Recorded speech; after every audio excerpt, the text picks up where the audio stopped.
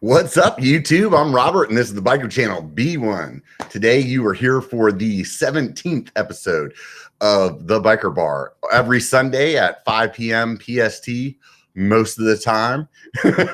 Every once in a while, it's a little early. Maybe it's a little late. But today, we are dead on time by 2 minutes. So nonetheless, I just want to start out. Thank everybody for being here. I really appreciate you guys tuning in. Those of you that are here live and those of you guys that are after the fact on Apple Podcast or Google Play or SoundCloud. I appreciate you guys there too. Remember, please, if you like the content, to like and subscribe, hit the thumbs up button, write a fucking review. Hopefully it's 5 stars. Otherwise, I will somehow send an internet bomb to your email address. If I have your email address, I'll probably send you, I'm going to sign you up for some stuff that you probably don't want to be signed up for.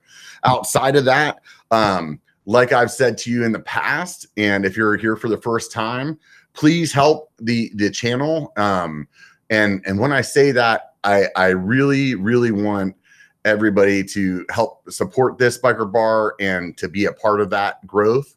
The best way to do it is A, watch the videos, B, like and subscribe. That makes the YouTube algorithm, which is kind of like this mysterious God, do things for me. The same thing goes with if you're listening to on a podcast, go ahead and pay attention to those. Just recently, I went through all of my videos and took all of the ads out of them. So there's only the beginning ad and the ending ad. So I did that because I really wanted you guys to, I want to get my support from you guys and not necessarily from all this ad revenue kind of stuff. And I want to give you guys the best experience I can. So if you enjoy the content, at the very least, swing by Patreon, which is at patreon.biker.com, and just sign up for that. I have one that's only $1 a month. And in that $1 a month club, I call it testing the water. You can get access to coupons, and most of the vendors that I've done some videos with or done some stuff with, we have some additional savings. So sometimes maybe I will put up a savings for 10% on a regular video that goes out. But those of you that are part of the Patreon, you can save a little bit more money. So let's just say Project 321, I believe, has a 25% discount, or $25 off of Otis that was on last week. Different ones, like some savings with hand up gloves and a few others out there as well. So definitely swing by Patreon if you can at patreon.biker.com. And outside of that, this is the commercial side of the live stream. So I'm trying to keep from having other people's commercials here that you want to slip through. So one more thing, if you're on the video, I'll explain this. If you're not on the video, I have these mud guards that have my lovely face on them. It is nothing but makes me smile every time I see these. A little mud guard says biker on it. You can pick these up at shop.biker.com. There's not many of these left. So hurry up and get one now, because when this one disappears, who knows if it'll ever come back. So outside of that, here we are, Sunday, 17th episode, and we have Paul the Punter, who is geographically confused. He's a British guy that lives in Canada, does YouTube videos. Paul, tell us a little bit about your channel. Thanks, Robert. First of all, for having me on. It's a great honor. I'm a big fan. I think I've watched pretty much every one of these, bar a couple. So my channel, it's kind of all about documenting my progression, I guess. I live in a world, as you said, in Squamish, where the standard of man biking is pretty high, and I'm very low down the pecking order. But I always wimp out of stuff. So I found that when I started filming myself and doing that stuff, I became more accountable for not doing things. So now I kind of say okay, I need a video. I've got to go make a video. Oh, I've got to go and get better at man biking. So I guess that's what it's all about. And it's not just me, it's people around me, improving. I always like to have someone doing something new in a video. So just to kind of, make it a little bit different. But yeah, that's what it's all about. You know what? When you started your channel, and this is my opinion, please correct me when I'm wrong. When you started your channel, you didn't start out that way. You started out, you went the sensational route. Let's do something viral. What was that video? The warm up. I guess I did like a couple of videos before, but I would say that I started on an actual like regular schedule ish when I did the warm up bike video. Yeah, but that was purely because I used to work at Pink Bike. So wait a minute. I need to translate your accent for those of you that aren't very familiar with it. What he's saying is English. Yeah. Walmart. In English, he used a Walmart bike, and would you ride something in BC or Whistler? I rode the bike park. Yeah. Yeah. I mean, so the thinking was like I was just starting to. Well, I just started. No, maybe a bit before, but I used to work at Pink Bike. My final role when I'd left was creative strategist, but that kind of mainly involved me doing all things video for Pink Bike. And I kept saying that if we made a warm-up bike in Whistler Bike Park, it would be a huge video. And I kept saying it, and then the boss was just like, no, we can't do it because someone will hurt themselves. So I went, well, I'm just going to go and do it then. I was so convinced. And there were a couple of videos like that I did. That was really just to kind of go, okay, if I did this and then this, it should do really well. So that was one of those videos basically. And I was just learning how to do more video stuff, right? It was making my own videos was how I was going to learn to edit and film and color and do all that stuff. So that's how it originally started. Just me as a place for me to learn how to make videos. Really. So that video is roughly almost 500,000 views. So it did well. Yeah. And your channel, that video came out in January 3rd of 2018. Mm-hmm. And I would assume at that time you had pretty low on your subscriber count. You're up to 15,000 subscribers, almost rounding the year here. That's pretty damn good, Paul. Yeah, it's been good. It's never really been the goal to get subscribers. I mean, there are a couple of videos where it's just like, this is going to get a lot of views, and that's why I'm making this video, like the Walmart one. But the Walmart one was crazy. The weird thing that I didn't expect was that I got so many subscribers from that one video. Mm-hmm. It was like I must have got like 3,500 in like a couple weeks. Oh wow! And it all came from it, and I was just like, easy. Yeah. YouTube is so easy. I got this shit. It's so simple. Yeah, but I honestly thought that video was just going to go live, and then people just going to watch it, and that was it. The thing that I was surprised about was that people then subscribed. Mm-hmm. Like that was an action that I wasn't expecting. So because originally it was like the whole purpose of this channel was I was going to try things on YouTube and learn from it, like doing that. Uh-huh. So and then someone said to me, it's like, well, like someone said to me, oh, but I mean, I know you're just doing this for an experiment, but I think you should own it now and like really kind of do it because you've made one video. Like, why can't you make a few more? So then I was like, oh, okay. And then I kind of became a bit like, oh no, this is my YouTube channel rather than, oh, this is just a place for me to learn things. So initially when you did that first video, it was really just to kind of like put the finger up to your boss who said you couldn't do it. And No, not quite like that. No, but it was a little bit like that though. It was more to kind of just show. It was more to show for sure that I could look at something and figure out what a good video would be for views before you went and made it. Like that's for sure. That is why I did it, because I said, hey, I can look at all of these things, all of these trends and all of these searches and everything, and you kind of put together and figure out what would be a successful video. Mm-hmm. So like the better example for that was my Whistler Green Trails video. Okay. That's on like 200 and something thousand views. So basically, instead of going out there showing all the guys just doing the big shit, show people, the average guy, like, hey, when you show up, this is the run you're probably going to do. Well, no. I know you can think it, but no. A great way to figure out searchable content on YouTube is you go in the search bar and you just start typing some words and it auto completes for you, right? Right. But so when you typed in Whistler, like the fifth search item down was Whistler Green Trails. and there were no Whistler Green Trails videos. So right. So you clicked that and you saw like Crabapple and all the big trails, and you were like, oh, wait a minute. Well, no, you click on, like, you search, and you search for Whistler Green Trails. There's one guy doing Easy Does It, which is like a fire road, basically. That's had 55,000 views. And it's like a terrible video. Right. It's just trash. But clearly people want to watch it. So on opening, and I thought about, doing it for Pink Bike, but I mean, Pink Bike's trying to be more of a core mountain bike audience, right? So that it wouldn't really make sense. So I just, on the opening day, I was going, my first laps of Whistler this year were going around riding all the green trails. And I said, I'm going to make a guide. It's going to be super simple. I could probably bang it together in like an afternoon. And Eric from BCPAV was there, and he was laughing at me as I was doing it.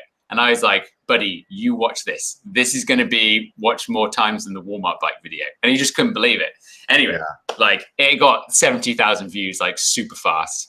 And then, like, I heard people in town would like hear my voice on someone's phone, and they're like, "What?" And then turn around and they've got their phone in there, and they're like, "Oh, they're watching their Green Trails video."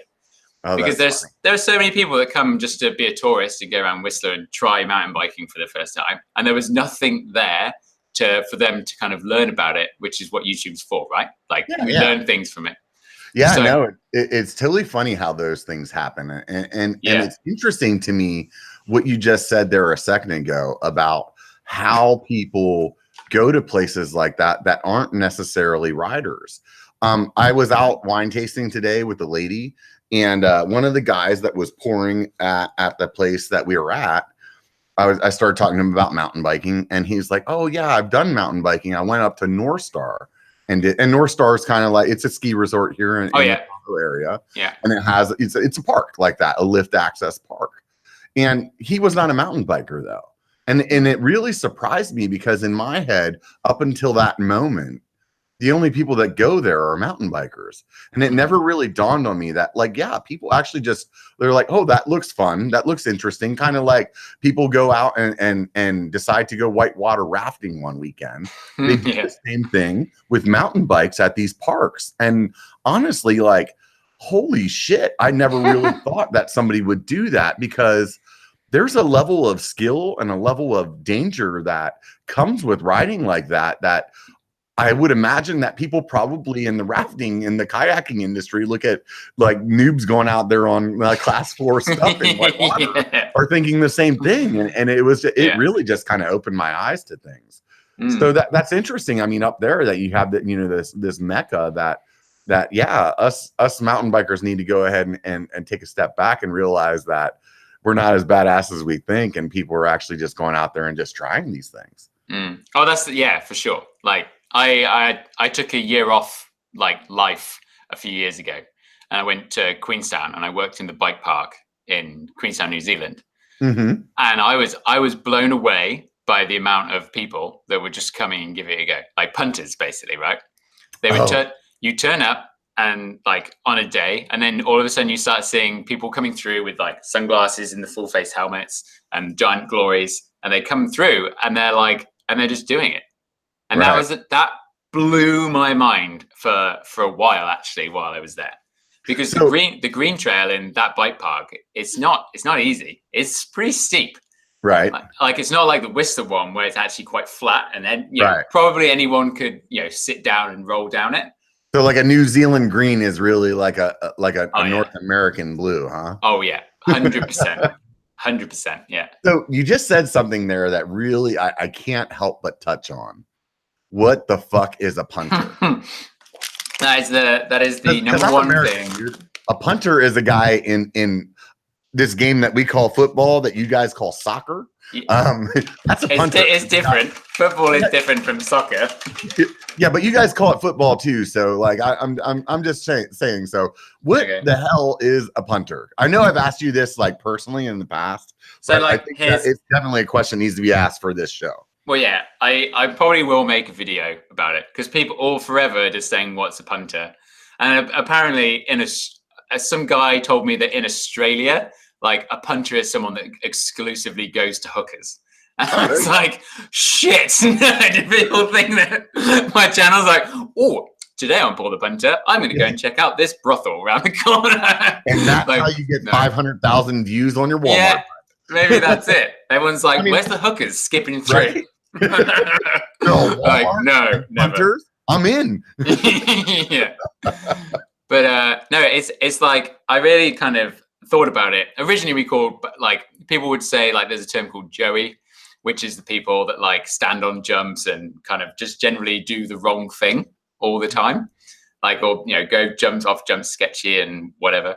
That's a PNW term. At least it was for me. Like, whenever I heard, I think it was like Josh from Daily MTB Rider that had started using that term, and maybe some of you other guys up there. And I was like, I don't know that one, but I'm not a park guy though either. So maybe it is pretty popular down here, but yeah. So Joey is basically like a Grom, like somebody just starting out, but a Grom is a kid. Right. So not a Grom, but just like a dumbass fucking adult standing in the way.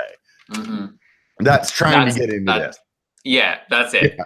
And I was like, oh, Joeys are the same as punters, right? But then I thought about it, and I was like, as I just said, it's people that kind of, they just turn up and they're like, downhill mountain biking. Yeah, I'll try that. And they go up and they give it a go, and like they just go for it. Probably more than me going for it in certain situations, right? Yeah. And it's just like, it's such a good, like, positive thing to associate with mountain biking. Is the idea that you're just gonna try. That's awesome. Because I was going to say, we both have endearing terms for the people that watch our channel. I call all of my people bitches, and you call them punters. So, but apparently yours is a little nicer than mine. And so mine may be a bit more friendly. Yeah. You need to reevaluate the political correctness of my channel. Maybe not. So, so here you are, this guy that works for Pink Bike, that's in Canada, but you're British. How did you, as a Brit, end up in Canada? So historically, I don't think doesn't the British, they don't really like the French, right? And Canada is like the French's cousin. So, I don't know. But funny enough, like I actually used to live in. I keep moving back and forth, by the way, because I've got this heater behind me. I am in my garage, and it is freezing because it's in Canada. So by just I'm going to turn it in an angle, and then we should be good. But yeah, like, so I actually used to live in France for a bit as well. I lived in Morzine, which is in the Alps. But I wasn't a fan of living there. But I think, so I came here on that year off when I was in New Zealand, and then I did like a summer in New Zealand, and then I could come to Canada and do another summer. So I had like a year and a half of no winter, which was like pretty amazing. And then I came here, and I used to work for Dirt magazine. I worked there for almost 3 years in the center of London. So when I came here, I kind of like went, well, I need to figure out what I'm going to do for a job when I go back to the UK. So I reached out to Carl, Pink Bike, and said, hey, like, I'm going back to Europe. I'm pretty sure I heard that you were looking for a European advertising person to work from there. Do you want to do something? And then after a bit of chatting, I ended up doing that. So I started over here, and then I went back to the UK, and I worked for Pink Bike from Europe. So I would work with all the European brands, basically. So let's take a step back. And you grew up like through like grade school and everything in the UK? Oh yeah. I only moved to Canada in May 2016, properly. That's when I left. Yeah. So in the UK, you don't call it like high school. You guys call it like something else. Oh yeah. So it's funny. Like there's a lot of Americanization in the UK. So when I grew up, it was called secondary school. Now it's all called high school. Yeah, but so because I had a buddy that was from Liverpool, and or actually he was from Great Yarmouth, but Liverpool was his so far away. Yeah, I just remembered it as I said it. Liverpool was his that was a soccer team that he loved. Okay, yeah. But Great Yarmouth is where he was from, and I remembered him calling it secondary school. So so that's after that, like, you guys. Do you have school there that allow like college? Is that like part of your, like, it's free, like university, or is it like you have to pay like here in the States. Yeah, you have to pay. Like, so how it works. So we have years, like year 7, year 8, and I'm pretty sure it's like grade 7 is the same as year 7. Like in terms of that. But how it works is that you go, you do high school or secondary school from like 11 to 16 years old. And the exams that you do at the end of that are called GCSEs. So that's like your first exams. Then if you want to count those, that's mandatory. Now you can choose to leave school at 16, but if you want to carry on through education, the next thing you have to do is A levels, which are 16 to 18. So you do 2 years, that's year 12 and year 13. And then that's when you go to university. So we don't call it college. College is like it's like another type of education. So you might go to college there are colleges you can do A levels at, but generally if you go to a college, it's like you study mechanic, to be a mechanic or more of a trade. Like trade schools then. Yeah. Because I was thinking that because I remember when my buddy came over here, I want to say he was like 15 or 16. Maybe it was 16. And he had said like, oh, I already graduated high school, but I came to the States and now I got to go back to high school. Like, because to him, he was like done or whatever, maybe he was a derelict. He probably was my friend. So it's a good chance. So I was just trying to lay that all out. So, and I think that you like, as you're going through high school back there, you're kind of like deciding at that point, do you want to go to trade school? Where like as a sophomore in high school here, we're not really picking a path yet. And I think over there you are. And the reason that I'm getting to that is, how did you get from going through that education path that the UK has to working at a magazine as like a Dirt Mag? I mean, obviously, were you just like in the right place? You wait for this pathway through my life, Robert. You're going to enjoy this. Okay, let's do it, man. So up until all the way through school, I was like, I'm going to be a composer, a music composer. I was all in. Like, and we had not many people did music at the school I went to for A levels. It was like there were 3 of us learning music by the end. So, 4 of us, take it back. And yeah, so I was all in, and I was like composing, and I was like spending time with people that did Planet Earth. You know that really famous documentary series? I'm pretty sure it's on there. Yeah. Like he did the music for that. I was like I spent some time with him, like watching him like do composition and stuff for TV. And then I went to university in Lancaster, which is up north. And I went there to do music, and I have a degree in music. That is what my education is in.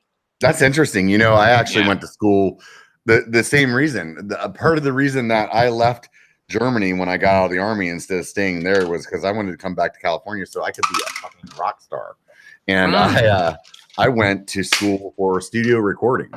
So went all the way through school for that. Was just about to graduate and decided after a job interview and potentially essentially getting the job offered to me at a major studio in Berkeley, I decided that I didn't want to do that anymore. And so then I ended up I just was taking like computer classes for fun and doing my general education, and next thing you know, I was an IT guy. So no, it's interesting to see how people go about their way. So you explained to me doing this music thing, and maybe I missed it. I'm sorry, I stood up for a second for something. And so how did you get from the music thing to the Dirt magazine? So there's even more steps in between. So I did kind of like partway through doing my degree, we got this new composition teacher, and he kind of ruined it for me, really. I really fell out of passion for it. I was just like, nah, I give up. So I got more, I just kind of, I just cruised through the end of my university, got my degree. Like there were some bits like composition I was still like into, but just the kind of everything, like for sure, my passion had kind of gone. So it was the teacher that kind of ruined it for you? Yeah, like honestly, it sounds like a really kind of cliche, like, oh, I'm a quitter thing to say, but it was like we were doing really like avant-garde stuff, like really weird things, and like pushing. And that's what I wanted to do. And then he came in and said, "Oh, for this whole year, we're going to do basics." And we were like, "Hold on, this is higher education. Like, why are we going back?" And that's what really like put it in. And then I got really into darts and pool and like pubs and everything, and I put on so much weight. So right about that time, you're in your early 20s, or like 20 bars and 21. pool and pubs. That's really strange. Yeah. That you got Darts and pool were my life. Like, I'm not joking. I would go to the student union bar at like midday if my lectures had finished then, and I would play solidly till like 11 o'clock closing. It was just that was the first thing that I really got like. After mountain biking, I got addicted to it. And that's when I stopped mountain biking for a bit. And I just put on loads of weight. We were trying to do the maths. I must have weighed over 200 pounds. If I'm like 160 now, I was like over 200 pounds. That's crazy. It's funny. We have a bunch in common, because I, in the latter part of my high school career, I really got into pool too. Oh, yeah? And I was playing a lot. And it was actually, oddly enough, it was a source of income for me, because we would go to this pool hall and I would be there, we would get there like in the early afternoon. And sometimes, like, I didn't have very strict parents or family values or whatever you want to call it. And we would be there until, 2 o'clock in the morning. And what we did though, is we started paying to play. Right. Yeah. So it'd be like, hey, it's $20 a rack for a 9-ball, or it'd be $50 for this. And that was really how I made them, instead of having a job like that I made a lot of money that way. Oh, nice. And the funny thing is that now pool is one of those things that if you don't do it, it goes away quick. Yeah. And now I go to the pool hall and I know like all the shots and I know how to make them, but I can't do it because I don't do that anymore. So it's like, oh, I need to just put like a top right English on this. It'll set that up over there. And, when you get really good at pool, you actually are not paying attention to the shot that you're making. You're paying more attention to the shot that you're setting up. Yeah. So like, and you play through the whole frame, and you're like, oh, I just go there, and then I've won, and he's not even side the table. Right. Like for me, it's like, instead of getting this ball in, like, hey, 9, or like, let's say, 15 ball corner pocket, like you're not actually like, you have that, but what you're more concerned about is where you put the cue ball for the next shot. And so for me, like, now I go to play pool and I have that mindset, but the skill set's not there anymore. So it's like, I'm trying to set that ball up for the next shot, and instead I miss the shot that I'm on, so you have that same thing happen. Oh yeah, for sure. Like, I just played so much, and then realized that I should probably not play so much, because it was pretty detrimental. So after I did that, I kind of had the early life crisis of having a music degree and then not knowing what I was going to do next. And so then, music career to pool hall, and then I actually started another undergrad degree in engineering, which I should have done first, because I loved that engineering degree so much. And I was on for like, apart from kind of a couple of exams at the end, I was on for the, a first, like top mark. Because I just liked it, and it was maths, and it all made sense, and it was yes or no. Do you know what I mean? But then after that, like, that's when I really got kind of like, oh, what am I doing? Like, it's funny you just said that about math and yes or no. I always say there's two kinds of people in this world. There's math people and English people. Like, people that are just good with numbers, and then people that are just good with words. And I could get a good grade in a math class, but English was always that. Like, I could write a paper 10 minutes before class, like wake up hungover, shit it out, and get an A. But like math, I had to be like in the lab doing the work, putting the time in. It just didn't come easy to me. So you're definitely one of the math people, but it sounds like you got the communication down. So how did you go from engineering now to this fucking dirt magazine? So there's a couple more steps. Oh God. So the plot thickens. Yeah. So then I kind of went, well, what the hell am I doing? And I had like this call, and I went to this recruitment center for this recruitment agency that specialized in placing graduate sales people. So you get your degree and then you go and get your first sales job. And then I kind of went, well, let's call them back up. So after a year, I'd said, and they were like, oh yeah, like we definitely want to have you on the book. And then like a week later, they called me up and said, oh, here's this really good job with a company car. Like, let's get you interviewed for it. And I couldn't believe it. I was like, oh, maybe I could do this. And then, and then after a couple of interviews, my first job was with GlaxoSmithKline as a pharmaceutical rep. So now you're selling drugs. Not drugs. So I'd go to. Oh no, that's pharmaceutical. I hate to tell you. No, you went from being a music student to then selling drugs. Being a pool show, I was being a drug dealer. I can see the progression. Yeah. It was consumer healthcare. So I would go to dentists and I would basically try to convince the dentist to recommend like Sensodyne and Corsadil and Aquafresh and all the stuff that GSK did. And I fucking loved it. I was so interested in dental stuff. I was even thinking like, maybe I could just be a dentist now. Like I could go to school. I mean, being a dentist in the UK is not a bad profession to be in. You guys may or may not be known for your fine dental, like genealogy or whatever word I'm looking for. I am so confused by this because like it depends where you go. And it's like, normally it's like, caries or like tooth decay that it's called. It's like there's a lot of factors that will, mean like there are high caries areas that generally like lower socioeconomic conditions. So that would be it. I mean, myself, I've never actually had a filling, which is one of my last claims to fame. So far, there you go. So far. Loads of gum recession, but no fillings.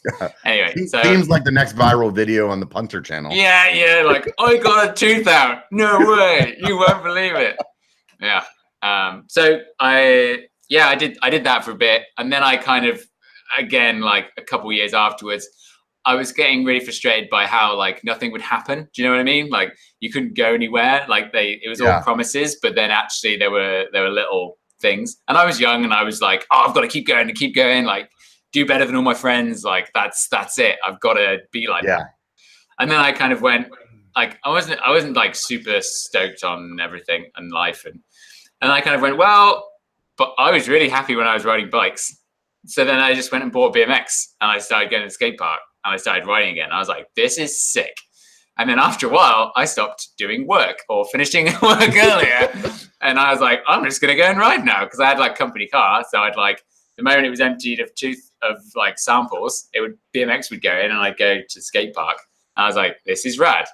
And then I went, well, like, I'm looking for a new job. Like, let's try and get back into the bike industry. And I tried to get in touch with everyone. And like, you need to be in the bottom. Like, so like working in a bike shop and then kind of feed into sales ways. And I was like, hold on, guys, like I've got a lot of pretty decent training here, like, and then there was one more, I tried one more job, and it was to work for Ride UK and Dirt magazine. And then I went down and I wore a suit, and I looked back and I was like, fuck, that was so dumb. Because like everyone was just like this. Like if I turn up to an interview like this, it would have seemed normal, but it was weird that I came in the suit, and I learned that like a few months later. But then I started working for Dirt, and I liked it, and it was really, I felt at the beginning I was really kicking myself because I felt like I'd made a mistake. You were just like over the dental thing, and you just started trying to get into the bike industry. Yeah, I kind of went back a bit, and I was like, well, working for this corporation is pretty corporate. Like, oh, surprise, surprise.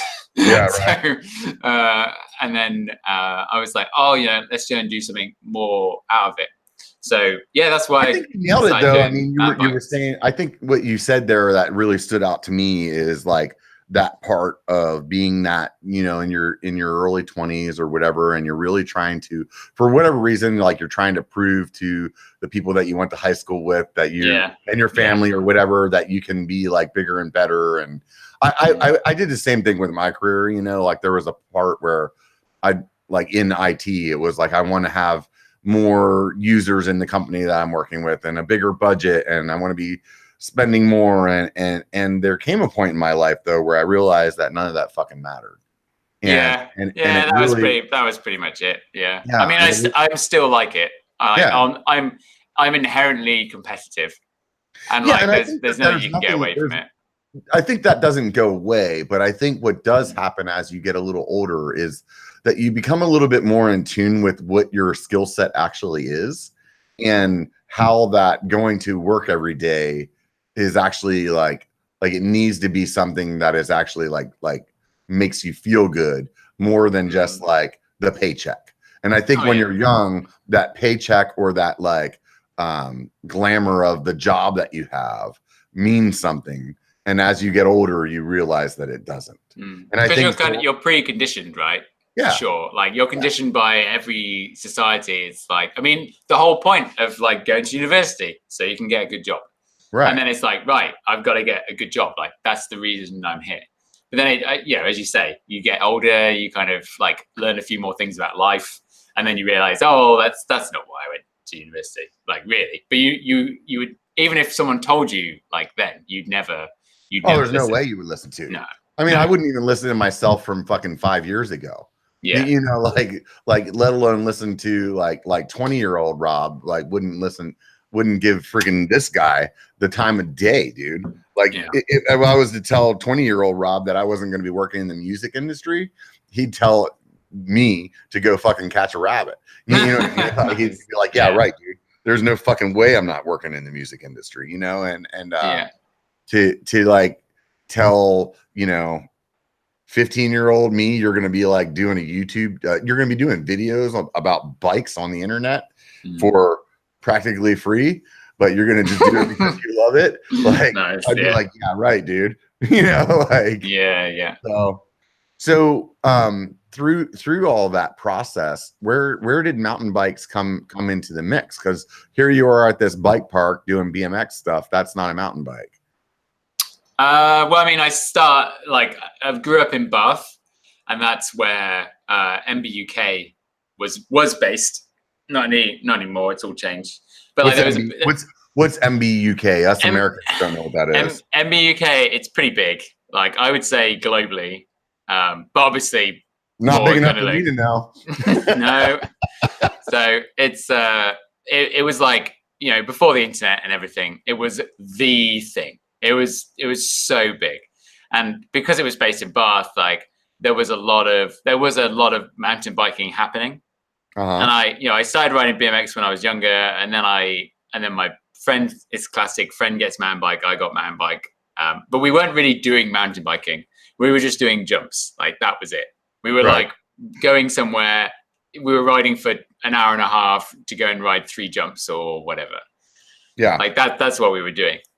That's kind of how my BMX career was. It was like me and my buddies would ride all the way across town, and it would take us like 2 hours to get over there just so we could jump over the street, and it was essentially like a big tabletop, or you know what I mean, or some big jump that we were going to do. And then it'd be like, okay, now we're going to ride another hour to the other side of town, and we're going to do this staircase jump, or and then we're going to ride over here, we're going to do that. So I mean, I think that's part of, I would hope that children nowadays are still doing the same thing. There's a part of me that doesn't. Well, probably not, because there's so much mountain biking available. Like it's easy to go and do. Like in the UK, there's like so many trail centers, and like even places like Surrey, which is where I used to ride.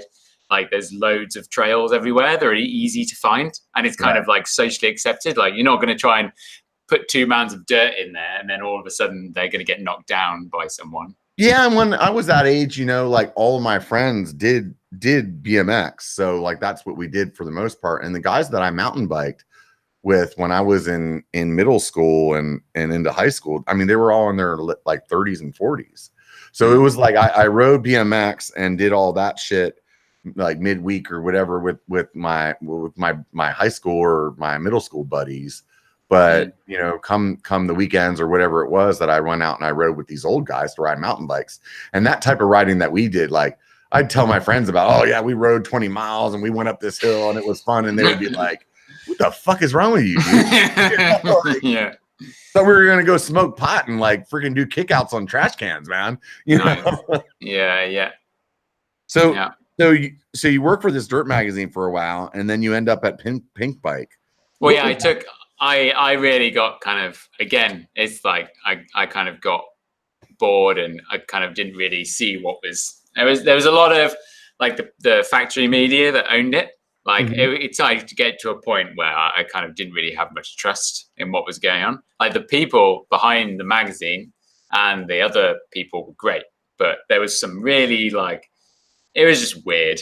And like the corporate side of it, the part of the business side of the magazine didn't fit the culture side that you thought you were like signing up for. Yeah, I mean, it's when I first started and people were like, "Oh, this is so corporate," and I'm like, "Are you fucking kidding?" Like I've just come from the third largest pharmaceutical company in the world. Like this isn't corporate.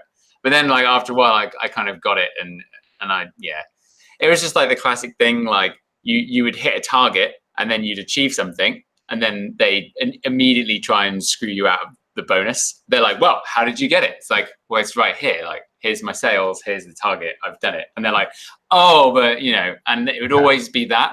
And I just really hated it. And then I was at this enduro race in Wales and I had an asthma attack after the first stage. And then didn't tell my mum I was having an asthma attack, but drove back because is that asthma that you said? Yeah. Okay. Yeah. I'm sorry. I was translating for us English folk or us American folk. Yeah. So I let me just turn it down a bit. Turn it out. So I went. I was in this race. It was like near Wales. So like, imagine I was here. My mum's house is in the middle, and then I was living in London over here. So the plan was I was going to do this race, then have dinner at my mum's, and then go home. So while I was still having this asthma attack, and I say like, I wasn't like, but I was like pretty tight. I was there and I was just like, Mum, I'm just not happy. Like, this is so like boring. Like, I don't really see what I'm going to do and I don't know where I'm going to go. And then she just said, you should go traveling. And it was so weird because my mum had always been like, when I was younger, she was pretty anti me mountain biking. Right. She was like, you need to do, like, I used to get up at like 6 a.m. and do schoolwork. And that meant that maybe by 12, I was allowed to go out on my mountain bike. Right. So it was really weird. And like the whole concept that she was actually then going to go, oh, do you know what? No, you should quit your job and just go travel. And she was like, we'll help you out as well. Because it was so expensive living in London. Yeah. And then I said, well, I mean, I've always wanted to go to New Zealand. She was like, well, go to New Zealand. And I was like, well, if I'm going to New Zealand, I may as well. And I looked at the prices and I was like, well, if I go to New Zealand and back, it's actually cheaper to go to New Zealand and Whistler and then back. And then she was like, do it. And I was like, okay, I will. and then like, Mom, at this point, how old were you? Oh, I was 26. Right on. 26. And yeah, it was like I never had a year out of school, as it's called. Right. I was just always doing it. So it was like, okay, this is going to be my year off.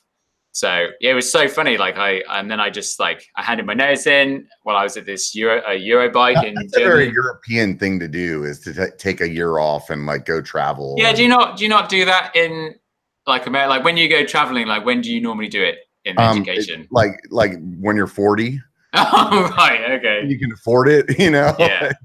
It's really just not. I mean, like for Americans, and please, all you on the chat, correct me if I'm wrong, but for the most part, like you get out of high school, it's like get a fucking job or go to school, and at that point, it's like maybe when you graduated high school, you got to go on like a senior trip somewhere for 2 weeks, or maybe when you graduated college, you got to go to Europe for a month.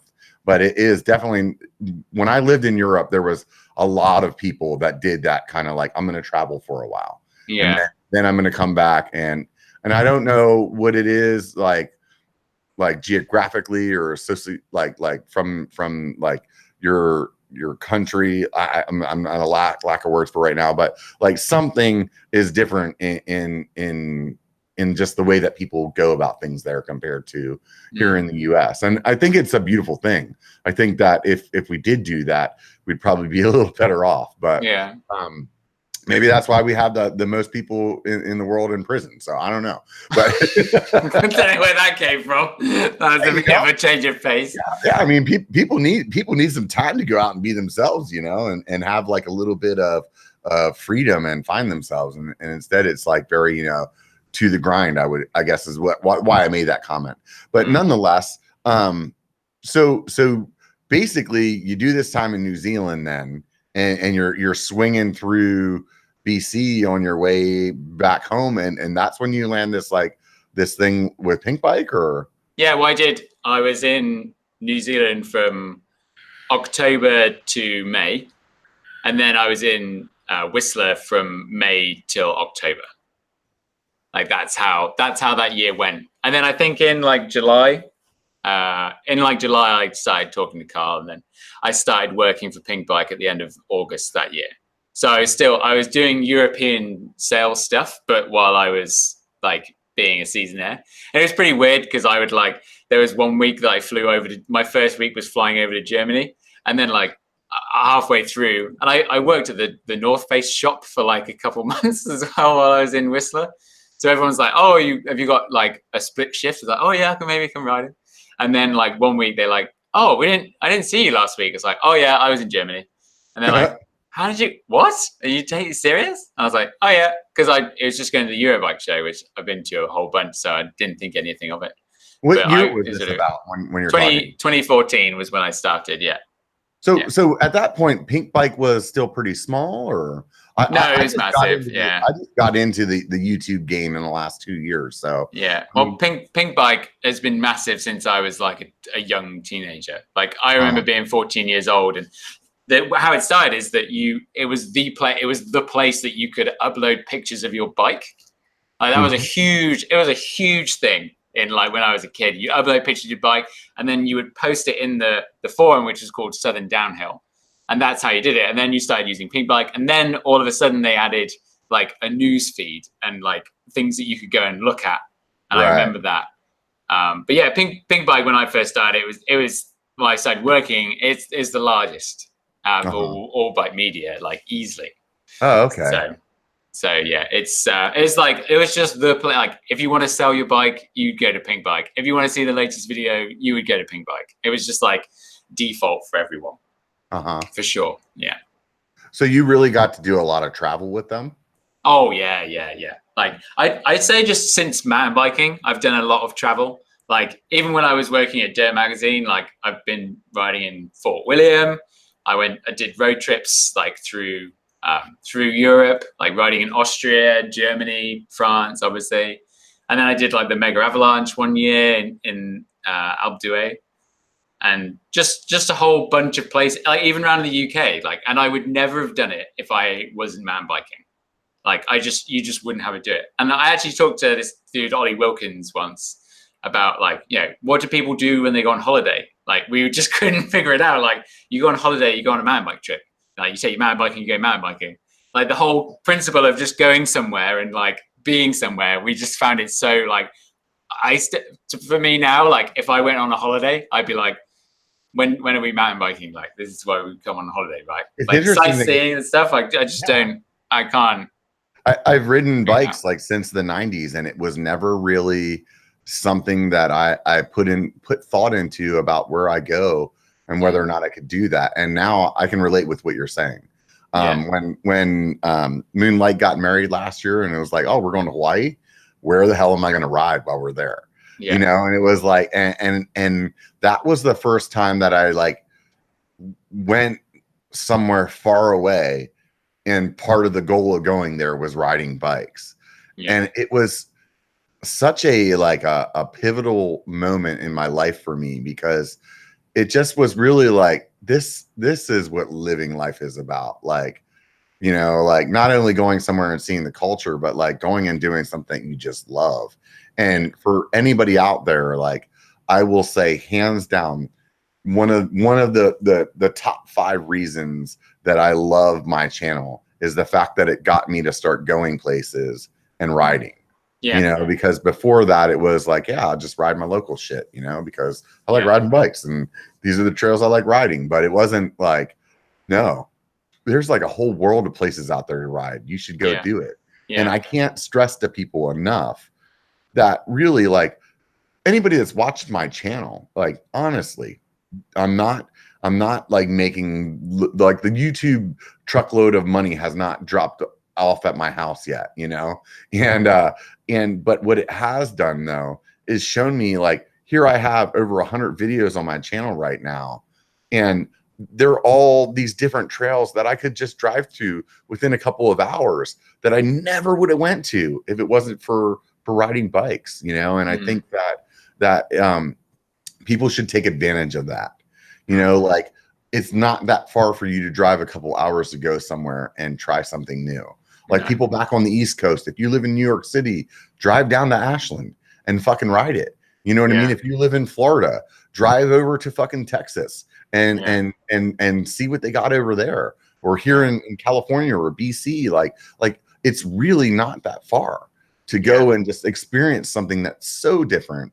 And it doesn't have to be like going on, like, as you would say, holiday or vacation, where it's something super expensive and it's like $3,000 for you to go. It's like, no, put a tent and a sleeping bag and a bike in your car or your truck and drive for 12 hours. And now you can be in Sedona, you know, like. Yeah. It does. Like there's one thing especially that always blows my mind. So like I got a story about, I did the Sea Otter Enduro a couple of years ago, and I was stood there and I just like was talking to people, and like I just remember this chat, and it was all about bike products, like constantly like, oh, I've got these carbon wheels and blah blah blah, and these are the best. And I was like, where have you guys been riding? Like where else have you gone? And they're like, oh, I just ride my local trails. And it's like, right. Well, and there was the guy lived somewhere in the Rockies, I think. It was like central North America, maybe Idaho, I guess. And I was like, oh, have you been to BC? Like it's only 7 hours away. Like that's nothing. Right. And he was like, oh no, could never do that. And I was like, what do you mean you could never do that? Like, and I kind of like at the point I was like, tell me why, like tell me the reason. Like but that was it. It's like, and this is the thing you hear like a lot of the time is I could never do that. I mean, fair enough. Like I'm in a pretty selfish situation where I have zero dependence. I have my own house. Like I don't have a lot of life commitments, and it's all man biking. So I fully appreciate it's very easy for me to say this. But I know a whole ton of people that have all those commitments and still are able to go and do this stuff. So there's certain times where I'm like, I'm not sure how much of this is like real. I mean, a lot of the time it's just like the fear. Sometimes people just put these barriers upon themselves. And they don't actually try. And I think that's what I was getting at, even with, starting my channel. Like I had the same excuse. Oh, I couldn't do that. I mean, I couldn't drive down to LA just to ride a trail and then turn around and drive home. Yeah, but you absolutely can. And it just blows my mind. And people like it is a little bit heartbreaking. So one of the things, I mean, it's not so much now in the YouTube world. If you do a video about a trip or tourism, people are still interested. But like we always knew like we could go to a location like in Switzerland. We were at Lenzerheide and we had to do a photo shoot in the bike park, and it was about the bike park. And I was just like, we're going to spend all day and maybe some more and like editing this and putting it together. And it's going to get 1/10 of the views as if we walked over to Sam Blenkinsop and did a bike check about his bike and just went snap, snap, snap, snap, snap. And like, okay, job done. And it really like, and I don't really think it'll ever change because bikes are very easy to kind of learn about and understand. Like, you can understand about a Santa Cruz bike or a Trek bike or a Canyon or whatever, because you can learn, read the specs. It's very available. But like talk about location, it takes a lot of effort. Like, as you said, like driving down to LA just for one trail. And it just like, I really, sometimes I wonder like why, if you get like the opportunity to go somewhere or like, like even Whistler, like this is super easy for me to say this, but back when I was working in London, like the thought of going to Whistler was ridiculous. Like I was like, there's no way I could ever go there. And it's on the other side of the planet, for God's sakes. Yeah, that's true. But then like after that, like, that chat with my mum and that afternoon, like pretty much changed. It did change my entire life. But Like that moment, I was just, and then when I started to go to New Zealand, and then I'd go around New Zealand a bit, and I'd do this stuff, and then I was in Worcester, and like yeah, and then I came back here, and then I was like, I think I figured out I was going to see a load of brands in Switzerland, and then I was just like, well, hold on, like if I'm there, I could finish meeting with Verbier, and then I could just spend the weekend in Verbier and like go around there and just like see what it's about. So I did it. Yeah. Like there's a lot. I do feel that there's a lot of that. Like even like Moab last year when I just went by myself. I tried to find someone to go down with, and there was no one available. There was no one free. Like no one had any holiday, and I just went, well, why don't I just go by myself? Like what's the worst that's gonna happen? So I drove down by myself, like rode some trails, bumped into some people, met some people, like did my first ever GoProing like gimbal stuff. Mm-hmm. And I was just like, oh, I did it. And then I came back and I was like, I'll remember that trip forever. Right. And like, it was just such money well spent. So And that was a pivotal trip that actually played well into your channel here just recently. So you went down there. There was a bunch of stuff that you couldn't do. And as you said, your channel was progression. And I think that something that you've been capturing very well lately is progression. So just recently, you made a trip back to Moab. Yeah, I went. I went. I guess it was only a few weeks ago, almost a month. But I went there. And I mean, admittedly, I took a like last time I went on my super race enduro bike that's all slack and meant for going down really steep stuff, right? But this time I took the shorter travel bike, and it made it a bit easier, admittedly.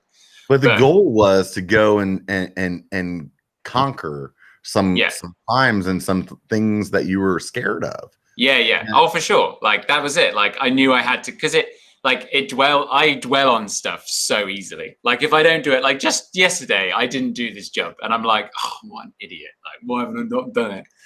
And it's just like really, when you think about it, it's so much better to have done it than kind of dwell. Like the whole like try and fail. It's better to have tried and failed than to never have tried at all, or whatever. Like this phrase. Your last video, and I don't know if anybody is in the chat right now can throw a link up to that one in Moab.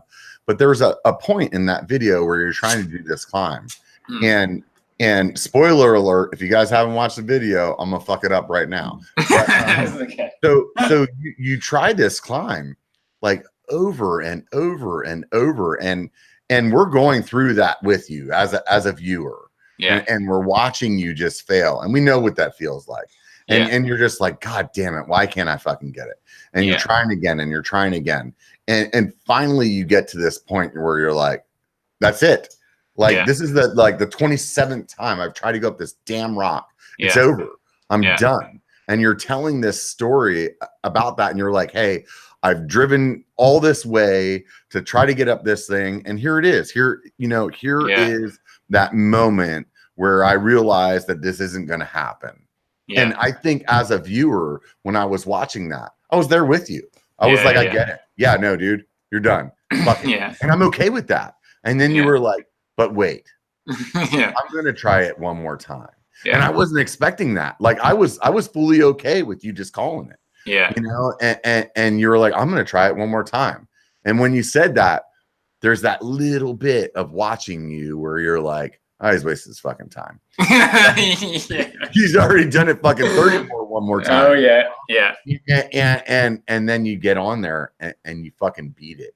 And when you watch somebody conquer something like that, there is a sound in people's voice, in their spirit, that just like resonates through people. Like there's a few times, like there was a rock roll that single track sampler did that he had hurt himself on pretty bad, and he went back the toilet bowl in Colorado. And he got a piece of it, and that sound when he did that voice, like the way you can hear his soul coming out of his vocal cords, like you did that when you were climbing that hill, and that is what makes that stuff so precious and so valuable to have been captured. Like that was a beautiful video just for that one moment. So like you could have just stopped it there. Like there was no reason for you to keep riding, but it was like honestly, dude, good job. That is one of the things that when we started this conversation, you said you started to show people how to like try things. And I've been watching you consecutively over your last, few videos of really digging deep into that and capturing it well. You're doing a great job, Paul. Yeah. Thanks very much. Like it's like one thing I've just learned about YouTube, and you can learn from all the others, like Casey Neistat. I learned a lot from Casey Neistat. Like there's so many like little bits of genius like in all the videos, right? And really it's about being honest. And there's a lot of there's a lot of, especially with me, where I you'll skirt around telling the truth, or you'll like say like, oh yeah, that thing, oh yeah, and it's like, oh, I haven't done that. And then I kind of went like, what a prick. Like, don't be like this. Like, that's not a good way to live your life. Yeah. And like, it's another, and when like with this YouTube channel, I'm like, should I cut that out? No, leave it in. Like that's what happened. Like, that's how it went down. And that's like a big thing for me, especially like since, I probably say I've been focusing all this, like maybe since about May, like that. And because I kept thinking like, oh, my channel is just so fucking boring. It's like everyone else's, right? And then I was like, well, what do I actually want to do? I want to get better at mountain biking. Oh, well, why don't I just like have the channel about this? So I was like, yeah, that makes sense. And that's when I had that kind of goal, it made coming out with video ideas loads easier. Yeah. There's a similarity between your channel and mine in that manner of what you just said, is that you're contemplating that shitty moment. And that was one of the things whenever I started my channel was like, I actually like, I hate climbing, but actually I don't hate it as much as I like bitching about it. So it's I really do like secretly like climbing, but I love bitching about it, and so it's like, so when I started doing videos, it was like, I'm going to capture that. You guys are going to see me get off my bike and fucking be like, just talking shit or whatever. Cause like, those are the thoughts that are going through my mind. And I think that that's valuable to capture, and the same thing is like, yeah, dude, I could edit my videos and make myself look way better than I do. Like I probably put more shit in my videos of me fucking up and not doing well and riding slow than I do like all the moments where I do great.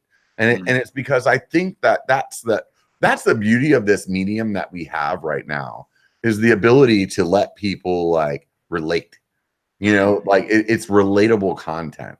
And I think that that's really important, and I think what you're doing is showing people like the struggle and showing them how you can overcome that, and maybe there's a video or two that you don't meet your goal, but then, 3 months later or whatever, that you go back and you do that again, or you show that progression. I'm not going to give up. I'm going to keep trying.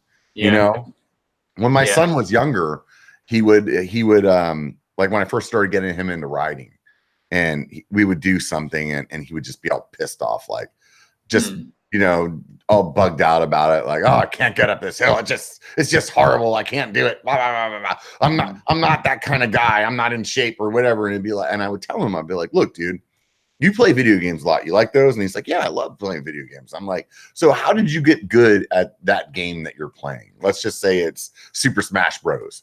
Like the way that you did that was you played it for hours and hours and hours and hours. And you lost and you got your ass kicked and you got humiliated over and over again. But that's what made you better. So this, even though it's a little different, it's a little more painful. Maybe it's a little bit more like you're going to actually knock some skin off your elbows. But the same thing goes. Like if you want to get better, the only way you're going to do it is continuing to do it. And I think that's, that's one of those things that, I mean, all of us, even as adults, that we have to be reminded of. Like there is times that things will be tough, but the only way to make them easy is to continue to try to do them, Yeah. And I think the big thing is like, there's a lot of people that hide when they fail. And I think that's one thing I've learned about this channel is actually like, my content, I guess, like really, I make the videos and I put in all those failures is so that I become accountable. that's why. I say, like, so if you don't talk about your failures, you're not being accountable, basically. Right. That's what I really feel. It's like, you know, when saying, like, let's say you didn't get if you're in sales and like you didn't get a deal, a lot of people are like, oh, you know, it just didn't end up happening. It's like, okay, well, why didn't you analyze why it didn't happen? Like, really look into it, and then you'll only improve because of it. But I do feel that sometimes not a lot of people embrace failure, and it's a pride thing, 100%. Like pride is the biggest downfall of the human race. I'm sorry. I have a tendency of talking over people. I think what I wanted to say, and I think you just said the same thing, is like, I think pride is one of the biggest things that holds us back. It holds us back more than fear, you know? Yeah. And that's something that I really like. I am so full of pride. And like, when I don't do well at something, like I hate it, like 100%. I mean, you're only a human or whatever. Yeah. But when you don't do something and it's embarrassing, it's like, well, fuck, like, what, I look like an idiot. But really, like, you know, the whole reason that fights happen, why countries go to war, like all of this stuff. There's actually a really good podcast with Anna Faris does it. It's called Unqualified. And it's kind of, a lot of it is rubbish, but there's this amazing one with Terry Crews. You know, he's like a comedian now. He's in Brooklyn Nine-Nine. Okay. And he used to be an American football player. He's like that massive dude. I think he was in the Old Spice. Big black guy. Yeah, there you go. Yeah, I know who you're talking about. Kind of looks like Devo, but not the same guy, you know? Yeah. So he's massive, and like this whole podcast is just about him, like talking about how he was an NFL footballer, like getting paid loads, and then like his wife was like, you know, all up about leaving him, and he was just like, oh, I don't care, like whatever, I'll get another wife, whatever. And then he kind of, and that's where I think he talks about like starting to look at himself in the mirror and being like, why are you like that? Like, that's not a good way to be. And he's like, it's pride. So like, I know, you know, a lot of comedians, they come out and they say it's like therapy, like talking about all their downfalls and everything. But like my worst characteristic is my pride, 100% / frustration with things. But yeah, I think for me, I'm my own worst critic. Yeah. So like I really, really beat myself up about things. As much as on my channel, I have this very happy-go-lucky kind of persona, that like that don't give like no fucks given kind of guy. Yeah. But that normally goes hand in hand with someone that does give a fuck. Yeah. Like, yeah, that's number one. That's what's funny. You know, it's like, you know, always like it's like in a relationship, the thing that people like your significant other loves about you the most is usually the thing that they hate about you the most.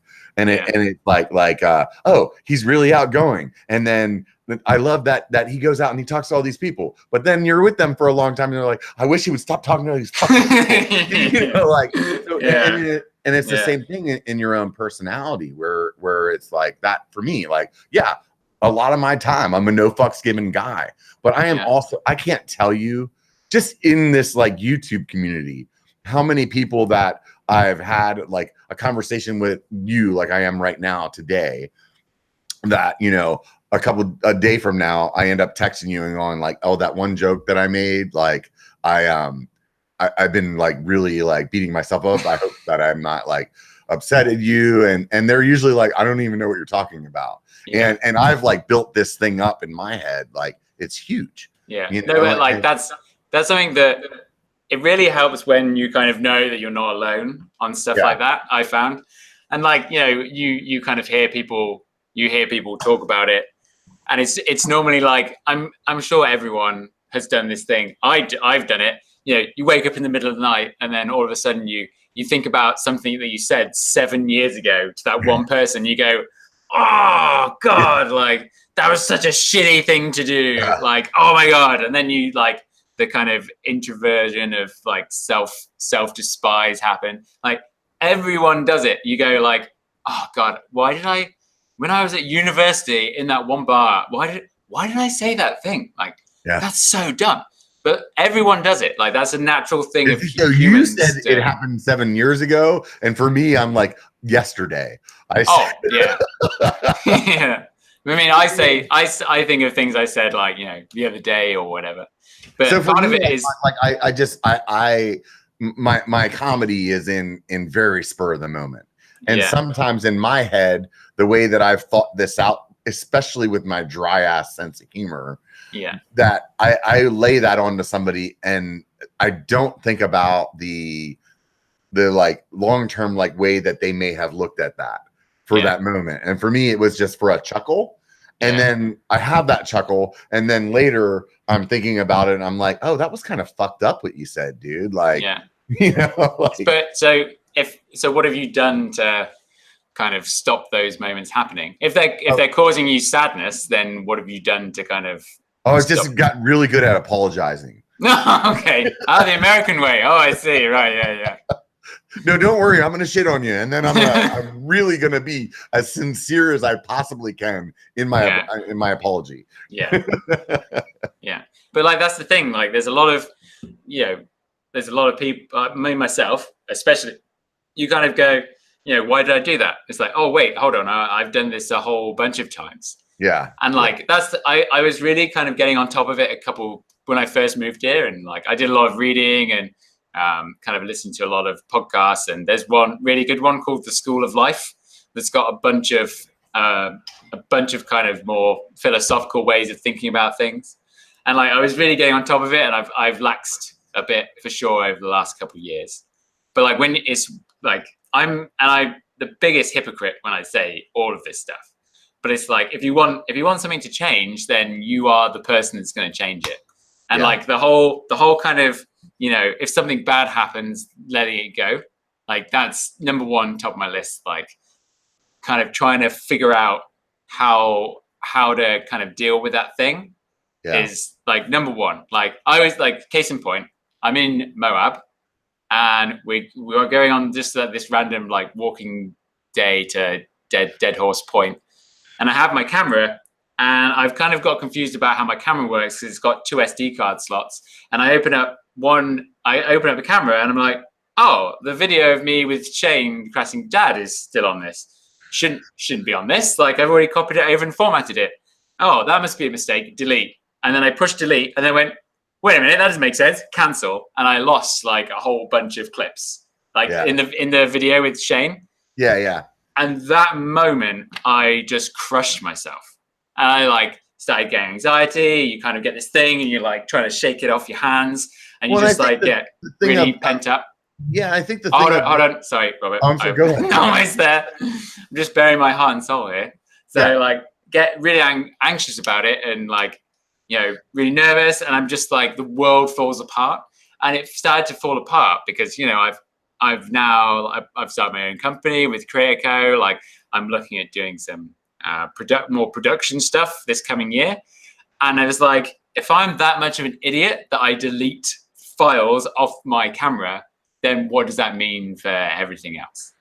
Like, do you know what I mean? And that's where like the failure thought is really coming in. But really, the correct answer in that situation is to go, right now, I'm in this moment, I've just deleted things off my camera.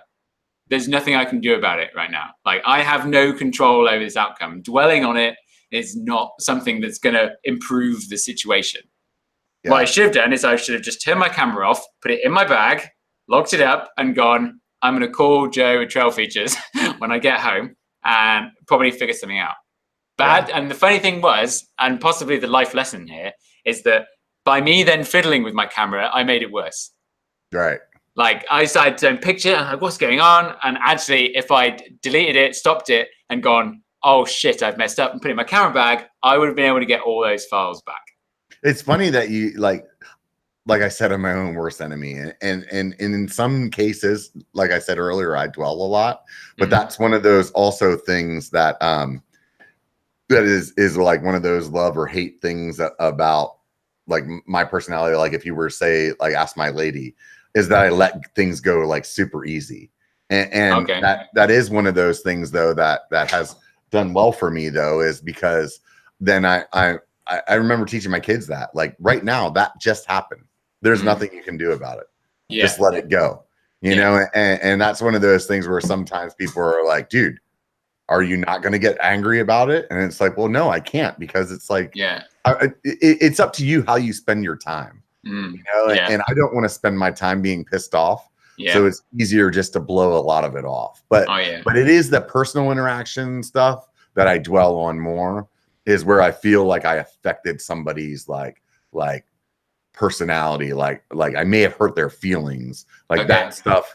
I dwell on, where it's something like that. Well, if I deleted my card, I would have been like, ah, well, fuck it, it's over. You know, like, I can't do shit about it now, so I'm just gonna have to go out and keep having a good time. But it's funny how things go like that. You know? Yeah.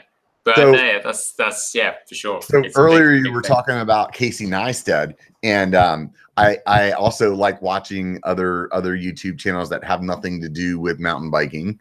And lately, my biggest love is this show called Hot Ones. Have you ever watched it? Oh yeah. So it's interviews that people do, or this guy does, with mostly famous people, and they eat hot wings, and the hot wings start, it's like 6 or 8 of them on a tray, and they start from the low grade stuff, and they get to these ridiculously hot ones. And then while they're doing that, they're doing an interview. And so I watched this one with Casey Neistat the other day, and during that time, he had asked him about viral videos. And I thought it was a really interesting conversation that they had, because Casey said, you know, I think when I started, viral videos were very different than they are now. And it really made me start thinking. And what he said, though, was like, let's just, I don't know what the number of years was that he said. Let's just say it was 5 years ago. And he's like, 5 years ago, a viral video went viral because it was something that people never saw before. And now it's such a highly engineered thing. And that's like how you started your channel. You know, it's like an engineered viral video to really kick something off. And so do you feel like creating something like that is taking away from like life experience, or it's just showing it better? I think if you got to figure out what your goal is first, right? If your goal is to get a lot of views on video, then that's how you do it. You figure out the way to do it. Like a lot of my videos lately, apart from like, there's been a couple, like every once in a while you do need that tentpole video, right? Something that's going to bring new people into your channel and get them to stick around, which is kind of what like the Green Trails one did. It brought it was very popular. It brought a lot of people in, and they go, okay, I've got this video, but look at the other videos that I'm doing. So there are some videos you need to kind of figure out a few videos that are, you know, what the videos you want to make. And the goal of those videos is to make the best video that you can do. But every once in a while, you're like, okay, I need to stimulate more of that audience coming in. And the way you do that is, to engineer some bigger videos. But yeah, I think really you've got to always look to the main message of if you want your channel to have a message, which all successful channels do, and if you want success on this platform, then that's kind of what you need to be thinking about. I mean, now I need to have success on this, and you know, the other guys that I work with, like that's what it's all pertained to. But like when I go and make there's one where I just rode what trails are called, the Navajo trails around. Like that was just a video. I was like, oh, some nice things happened. Like it's a memory that I want to have. And it's kind of a challenge to make a video out of what I think is kind of boring content, really. So that's kind of why that video was made. But that video, I didn't make it to be successful. I made it because I wanted to make the video. And that's like a big thing. Like Casey, like his biggest videos, like the car, you know, the bike lane one of his most famous of all time. Yeah, like he actually talked about that in the interview that I was talking about. Yeah, but like he didn't go, oh, I'm going to make this video because it's going to have like huge shock effect, and oh, it's just like, oh, it's crazy, like, oh, loads of people will watch this. Like he made it because he was getting really annoyed that bike lanes were being like, he got this ticket and he's like, okay, I could actually make a story and like, this is the thing I want to say. And that's like, you know, you look at a lot of athletes nowadays and they're like, what I'm going to focus on is the process and the thing. Oh, lost your audio. Just Sorry, like that. I just hit spacebar and it muted it. That was great. That was a Punter move. Yeah, it's a full Punter live stream move. So like he wanted, that was his focus, like to make, he's like, I just want to make a good video out of this. And then it was popular. Yeah. Like, so I think that's what a lot of people, especially on YouTube, is that they're like, oh, I'm going to make this video and then it's going to get views and then the YouTube truck of money is going to come and like, now I'll be famous. Like Brian did it. Like I'm doing the same thing as Brian. So it's gotta work out. But a lot of people don't like actually look at talking about videos. Like a lot of people don't look at the video they're making and go like, is that section really good? Like, do I want that to be in there? Like that's what Seth does, right? He talks about this all the time. Yeah. He watches something through and then he's like, he goes back again and like, that's a boring bit. Like if you notice now, I do lots of jump cuts between my chatting. The reason is that I really think that those bits of silence are boring as. Yes. Like if you watch David Dobrik, one of my favorite YouTubers, he has a way of making videos which are generally just messing around with his friends and pranks on and taking the piss, right? Very juvenile stuff. But he keeps your attention so well. And that's the reason. It's because there's just something happening all the time.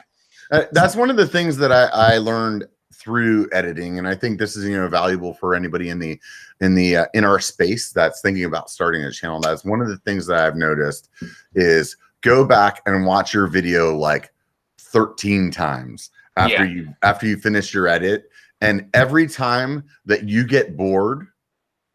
Because now you have you won't get bored the first 3 times that you watch it because it's your shit and you're stoked about it, right? Yeah. But if you go back and you watch it, and after 5 times that you've watched it, like when you start to drift right there, delete that. Yeah. And that's how you get that down. And I started doing a lot of that too, where it's like cut. And one of the things that like in my channel, and I don't obviously have the golden ticket because my channel is very small compared to a lot of guys that have started after me. But I think that one of my goals was always to be talking. And when I started was like, I want this to be a vlog that just so happens to be happening on a bike. Yeah. So for me, like I'm talking when I'm climbing, I'm talking when I'm descending. Like if I'm talking about you guys joining my Patreon, I'm usually doing that while I'm going down something that's cool, So it's like that's for me, because what I personally relate to is people and who they are. And so when I first started my channel, that was one of the things that out of the few channels that were out then, like there would be long bits of just like the trail. And for me, it's like, like I like the trail. I like seeing the trail, but actually I'm watching this for you. Like I want to know more about you. I want to know like where you went to school or what you think about this or why you're pissed off because you paid $10 for gas today or, you know what I mean? Like whatever the fuck it is, And I think that that's one of those things, like what you just said is like, it's really about just like cutting that down and just keeping it entertaining. I don't know. But then the other side of that, which is it's not going to help you succeed. But also there are times where it's like, no, I actually really enjoyed this bit. Like, it's probably boring. Like intros, the longer you talk, you can see it. People just skip through and they want to get to the mountain biking. So if I was basing all of my decisions based on the watch time retention graph, then I should just go, oh, here I am, I'm mountain biking, let's go. And like immediately go straight into it. But I love the kind of little bits that you can cut in and the banter that might appear when you've got a camera and you're talking to someone through it. And like, that's why sometimes leave it in. There's part of me that is very logical and understands algorithms and whatnot. But there's also a part of me with the YouTube beast that I do not fucking believe in at all. And part of it is what you just said. If you watch those graphs and you see how people taper off and whatnot, I think that there's science to that. Yes, you can't dispute math. However, this day and age that we live in is a very freaking right now, but always accessible day. So if you were to watch how I watch a lot of videos and you were to use that as a judgment on how good those channels are doing, it would be so incorrect. So let me explain that. I may watch, because I have a job, right? So I may watch 3 minutes of your video and then walk away. Or I may watch 2 minutes of your video. Oh, wait, I need to go answer this email, pause. And then I answer this email. And then, oh shit, I need to reboot my computer. Oh, now I rebooted it, come back on. 2 hours later, I skip 4 minutes into it. And then I start watching it again. And then at that point, my lady's like, hey, can you take out the trash? Oh yeah, I'm gonna take that out. And then I do that. And then the next day I come back and I watch the last 3 minutes. So what have I done to that algorithm? I really fucked it up. And a lot of people watch it that way. There's a few people that are, that actually have the time in that particular moment to watch that video from the beginning to the end. Yeah. So really basing your content off of those algorithms, I personally feel like it's bad science to me. I mean, you should, and that's where the focusing on making a video because you really want to, and because you have like a specific thing that you want to make it for. Like a lot of people will just make videos of, oh, I rode this trail. Here's that trail. You must be interested in it. It's like, maybe people aren't interested in it. Like I've had people tell me, that have channels that are much bigger than mine, and they're like, look, Rob, like you may not have the subs that I have, but man, your people are fucking engaged. So it's like, it's hard. There was a part earlier in our conversation where, and I wish I wanted to talk about it then, but here we are now is like, how do you not judge yourself upon these other channels? Oh, 100%. Yeah. Like it's because it's an easy thing to do is comparing numbers. But like, if you're just thinking like, do you know what I'm gonna, like there was when H3 did a had Jacksepticeye in their show, he was talking about like, how there was a time where his channel was like, whoa, amazing success. And then actually it started to drop in popularity. And people are like, well, you should probably change something. And he's like, well, no, cause I'm pretty stoked on what I'm making. I'm gonna keep on doing it. And then sure enough, like because he kept at it and he believed in what he was doing, like he kind of crept up again.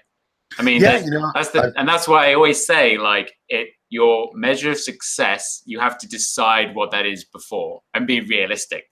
Like, because if you want to have a channel that's got lots of people coming to it, like loads of people hitting subscribe and loads of views, then you should just go and make crash videos.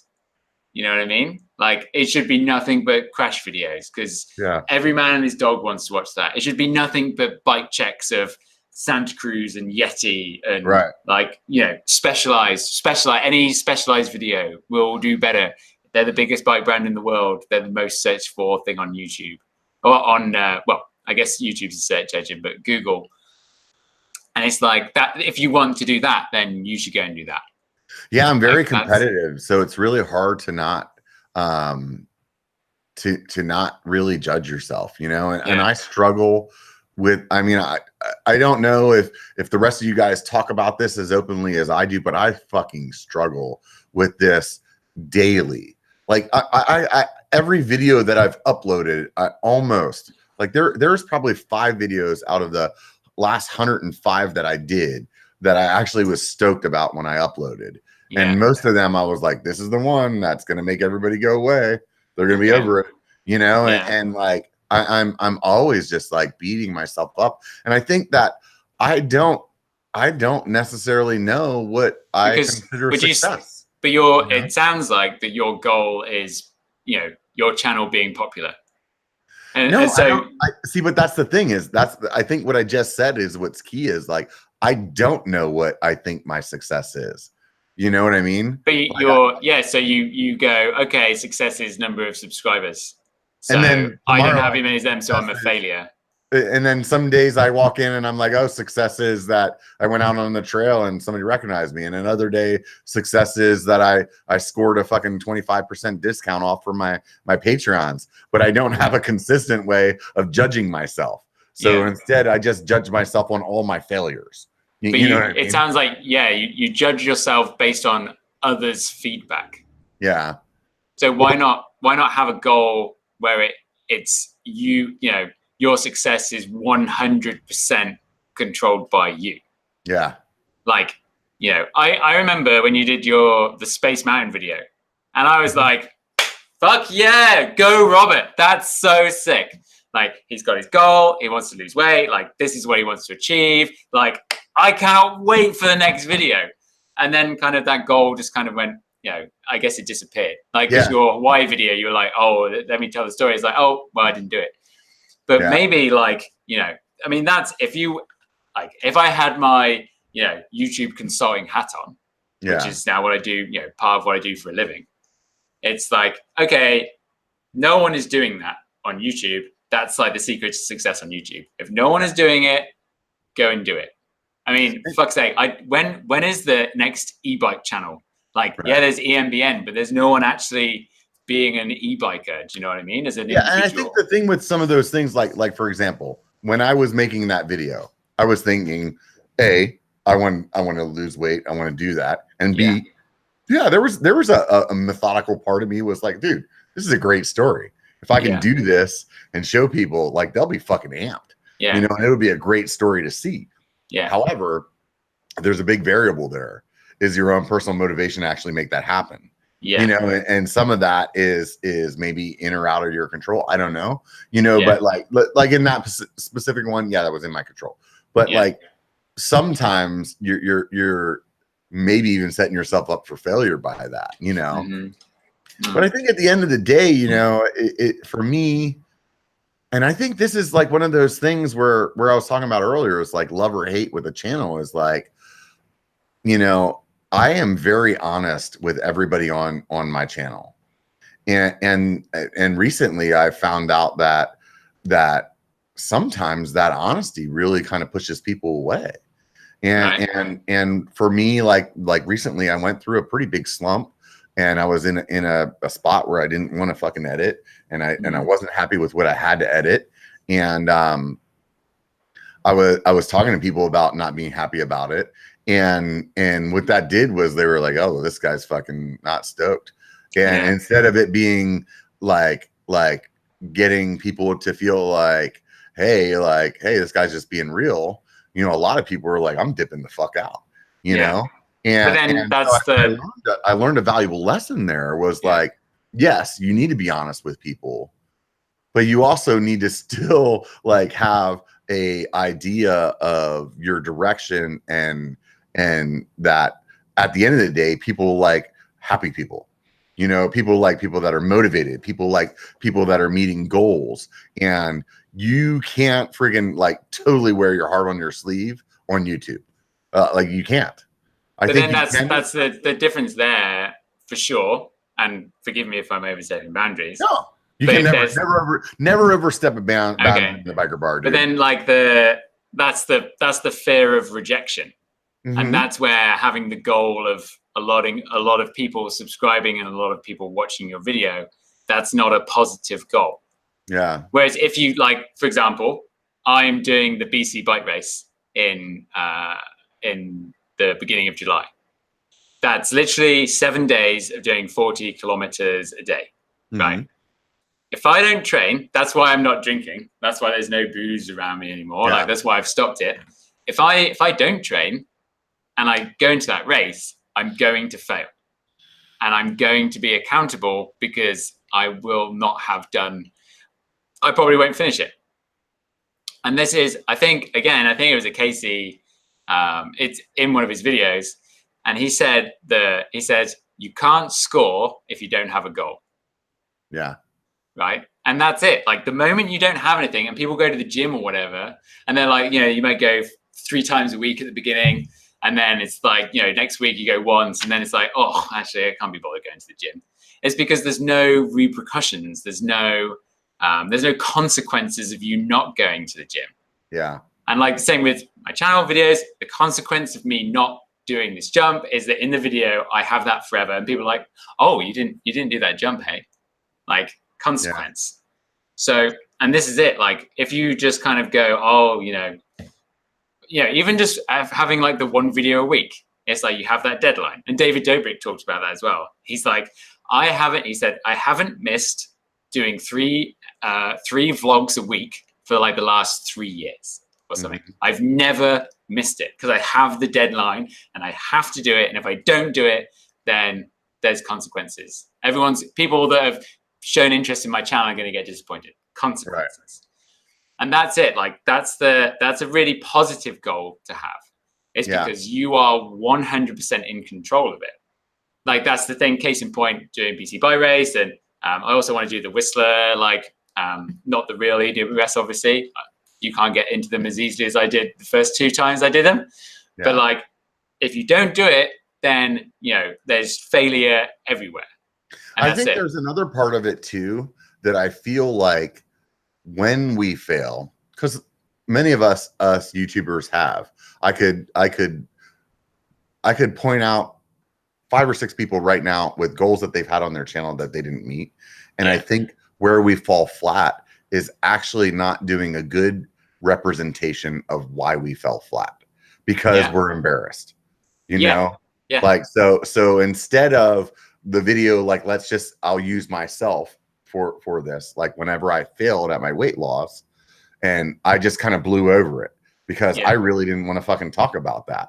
But I think if I would have sat down and done a vlog or a ride and I really fucking pointed out why I failed and how that made me feel and how I want to try to overcome it and how I can and what I'm going to do that, I feel like that actually would have been inspiring. The failure can be inspiring. It's just that, like, in ourselves, that's a, man, you're really fucking putting yourself out there, and although, here we are on YouTube and we're just, these like pseudo public figures, because we're on YouTube and we're not on NBC or whoever the fuck, like we don't feel like we are. And we definitely, we let some shit go, Yeah. But then that's the goal setting again. Right. It's that, and like, there's a bigger thing of like, if you don't pass an exam, or if you don't do as well as you wanted to do at a sporting event or whatever, right, like, then it's like, what does that mean to you? Right. Like, and then that's where that's why like BC Bike Race, I've always wanted to do it. If I don't do very well, I will be cut. And I'm pretty over being cut about failing in racing. Like I remember, like, when I did the EWS, I only beat like 25% of the people that were there, and I wanted to beat 50%. And like, I knew I didn't do enough strength training. I did the wrong type of training, and I could have done better in my preparation. There was nothing wrong with what I did on like the race day. It was everything else before that I'd failed at. And that was like, and it kind of gets to the point where it's like, well, shit, I actually hate it. So now, like, with this race, it's like, shit, like I hate, and then like that video, the slick walk video, like I hate driving home, not have done something. Like it's the fucking worst. And like, and that the video, it's not, it's kind of quite dramatic in how the editing is and the music and everything, but like that is how it went down. I got up and I sat down and I sat there. I'd forgotten to turn my GoPro off. I didn't like leave it running because I was like, oh, this would be a great shot. I just forgot to turn it off because I was sat there like, for fuck's sake, like this is so wank. Yeah. Like, and that's when I was like, just fucking go do it. Yeah. And I went down, and like I used to have, I had a bunch of friends in the UK. I don't really stay in touch with them anymore, but like I go dirt jumping and they would give me so much shit. They'd be like, for fuck's sake, Hayden. And they like throw things at me and like, do this jump. And back then I wasn't in the right mentality, because I was like, I was just like, I kind of want to just get out of the city and just like go ride my bike, whatever. Like if I don't do that jump, then whatever. But then over the years, it's like eaten up. Like the more times you don't do something, then it's like, do you know what? Maybe this is a big deal. Like maybe this is like maybe this is like the reason I, won't go mountain biking this week is because every time I go out, I suck at it. So maybe just do it. Like maybe just do the one thing. So I think you did a video with BC POV not too long ago. Fucking treasure trail. Yeah. That was. And so there was a boatload of very scary, and from the outside looking in, probably your inside voice was saying, I am outside of my league all day today. Yeah. However, you fucking like nailed some shit that day, dude. I mean, some of that stuff, dude, it was 25 minutes of roll-ups until you did it, and I don't know, but I'm just judging by the way that it looked on the video. No, it's probably about that. Yeah. It's probably about that. But you really conquered. And that once again, coming back into what your channel is and what you're trying to do, how was that day for you? Like you were were you stressing between, I need this for the video, and then also you have this inside voice is like, dude, you're gonna knock your fucking teeth out? I don't really, that's a good question, because I don't really know why. Like, so there's some sections in there. It was a pretty wet day. Yeah. But it was the only day that I could go and do it with Eric. Yeah. And like it's like, okay, it's just got to happen today. Like you just got to go and do it. So I went and I was like, it's probably not the best, but if I do a bunch of them, then it'll be good. And there's actually another video. Sometimes when you pressure yourself that way, I mean, Seth just last week pressured himself that way for the video, and now he's got, he's laid up. Like, how do you overcome that but keep your personal safety in place? Well, I mean, I there's always a line, and like the bonus is that I watch Eric do it, and it's like, and I've got to the point now in mountain biking where I can look at what someone's doing and being like, oh right, okay, he just did this. Yeah, like he's just done that. Like if my bike does the same thing, it's probably going to be okay. Yeah, but there's still skill set there, dude. Yeah, I mean, like, so there's one. I can't ride fucking Red Bull Rampage. I mean, I can watch people do it all day, but I can't fucking do that. But you know that you wouldn't be able to in that moment where you're flying 30 kilometers an hour to the lip and you have to pull up X amount and do like 3 taps of braking before it. You can do it. So like, case in point, just after that rock roll, doing Rampage next year? Is that no. It's like, but that's the thing. Like, I know I couldn't do that. So like, there's like the next move afterwards, which is like awkward routes, and then you had to pull up and then kind of pop down and then brake. I was like, I'm not comfortable with myself that I would push down on my pedals and pull up for the drop. Like, I'm not confident that I would do that, so I'm not going to do it. Yeah. But the rock roll before, it's like you fucking let go, you roll off, you keep your weight in exactly the same place, and you tense everything just before you hit the compression at the end. And like, I know I can do that, so therefore I can do this thing. Mm-hmm. But it's just about the actually getting and doing it. That's the thing. So is there a moment that's not captured on camera sometime in your life where you overcome something like that and that really sticks out in your memory? Honestly, because I'm such a pussy when it comes down to it. Maybe the first time I got through A-line, like doing everything, like when like the moon beer had come down, which is like a big jump for those that don't know, and like the side hits and everything. And it was just that one day where I'd always gone through it and I'd not done it. And then I actually went with my buddy George, and I was like, do you know what? I'm just going to go the same speed as you, because that's the answer. If I go the right speed, it's all going to work. Like, there's thousands of people that jump this. Like, why would I be any different? And then I got through it, and I was just like, fuck me. Jumping is a piece of piss, isn't it? And then I remember that day we did a bunch of runs, and then we rode Dirt Merchant as well, which is another jump trail. And I was honestly like, let's go do Crabapple. Like, it's fucking on. And then on that last run, for people that don't know, Crabapple has like the biggest jumps in Whistler. Yeah. But again, it's like the principle of everything. It's the same as the little jump. You just do it a bit differently, I guess, for the bigger one, like slower. I've never done them, so I can't actually give advice on it at all. Right. But that day, I remember the mentality was like, this is fucking on. It's going to go and do it. And what happened was that actually I got to the bottom and my bike started creaking. And I was like, do you know what? Like, this is weird. Like, they shouldn't be making this noise. Like, I'm going to take you to the shop. Like, I'm going to pick up tomorrow where I left off. They're going to be able to fix it today, whatever. And I go to the shop, and it turns out that my seat stays had completely snapped. Oh, shit. And they were just being held together by the bolts, right? Like, they're just the bolts in there. And, like, they took them apart, and apparently the bike just went like this. Oh, wow. And it's like, it's cracked. Like, it's snapped in half. I was like, oh, good thing you didn't do that. Well, yeah, it could have been way worse. It could have been, like, just to the point of catastrophic failure. And then I didn't get... If you went done crab apple that day, like, you could have... Yeah, maybe, yeah. And then like, it'd be like, oh, here's Paul in a wheelchair. Yeah. Paul the wheelchair channel. Paul the wheeler. Yeah. But yeah, and then like it took me like 2 months before was it 2 months? Maybe like a month and a half at least. And I didn't have my downhill bike, and I was back to square one. Because I just like I'd lost that fire, because I was just riding my trail bike, and I was really good at pedaling up stuff, like big time. Because I was just pedaling around everywhere, not riding the bike park.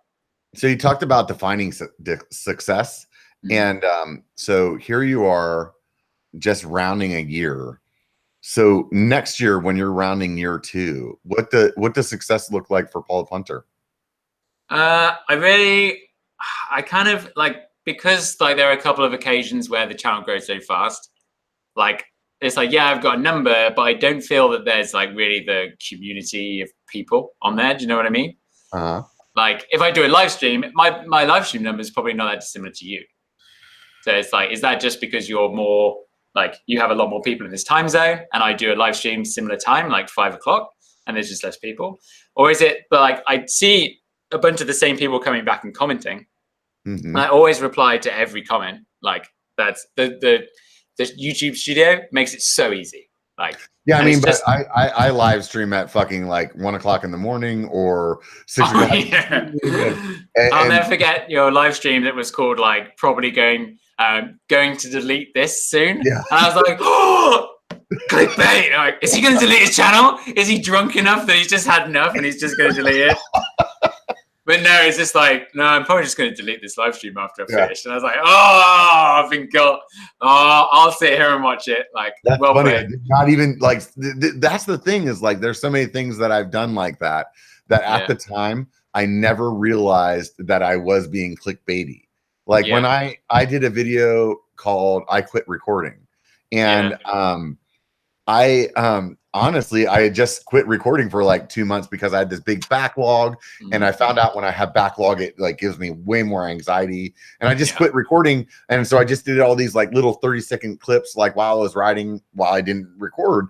And when I put that video up, so many people were like, "Oh, I watched it because I thought you were like quitting the channel." And I was like it was like almost like, you know, like good and bad at the same time. It was like, oh shit, that is not what I wanted to happen. But it is what happened, you know? Yeah. That's funny. So is it so what I just heard a second ago, is it a number that you're looking at for success? Or is it a bigger community? I think a real success for me would be videos per week. Yeah. Like that I'm doing like one at the minute. I mean, there's a lot of, like, I've just started Business Creator Co, and I'm on a lot of phone calls and like emails every day. And I've been riding. I mean, I've just wanted to go ride, you know what I mean? Like not do anything else, but as in make a video. But it's kind of like, there's really nothing holding me back from doing 2 or 3 videos a week. I feel like there's a overexposure that is in our space that I personally, I think that the way that we're doing our formats right now, that 2 or 3 videos a week, personally, I think is overexposure. And it depends if so this, I think that's the same principle with like a video that's too long. Yeah. Do you know what I mean? Like a movie's too long. Yeah. They're an hour and a half and you will watch the whole thing. It's because it's good. Like that's the difference. There's no such thing as a video being too long. It's just like we were talking earlier, like a video is boring at some points, and then it becomes like pointless. Like that's the difference. I mean, last year, I mean, with Pink Bike, we were doing like 4 or 5 videos a week. And I was making those as well as making videos on my own channel. So it's like, but I'll tell you, like Pink Bike's posts on Instagram don't keep my attention because there's 75 of them, and but there's Instagram serves stuff out weird, and Instagram is not the same as what I'm YouTube. getting at is too much. And if they took just the good ones and showed me those, I'd be engaged with them. But instead, I just kind of rolled right past them. Yeah, but I think the looking at like the back end of stuff, I know you shouldn't do it, but like it's just like if you've got enough good ideas, then you should do more. And I think I've got like a list somewhere on my phone. I mean, I could even pull it up, and if I keep kind of talking and doing lots of filler, then I'll have time to get to the video ideas, which I have done. And like all of these are video ideas that I've come up with, and I'm pretty sure I just saw it's like there's 50 video ideas on there, and that's just things I've gone, oh, what about this? And like I think I'd enjoy making all those videos.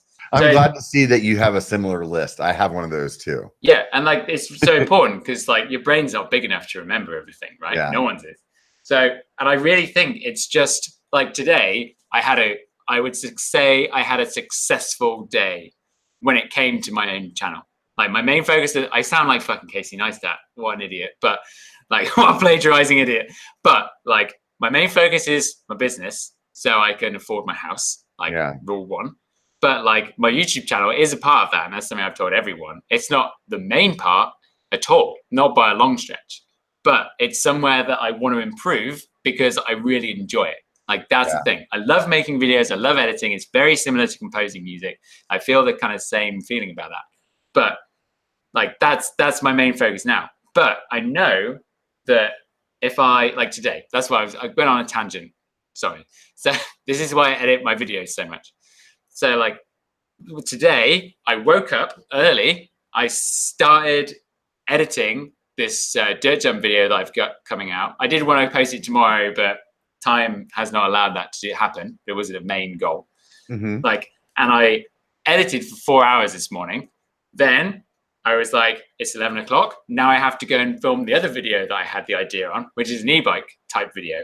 And I think it's going to come out really well. I'm very excited to put it together.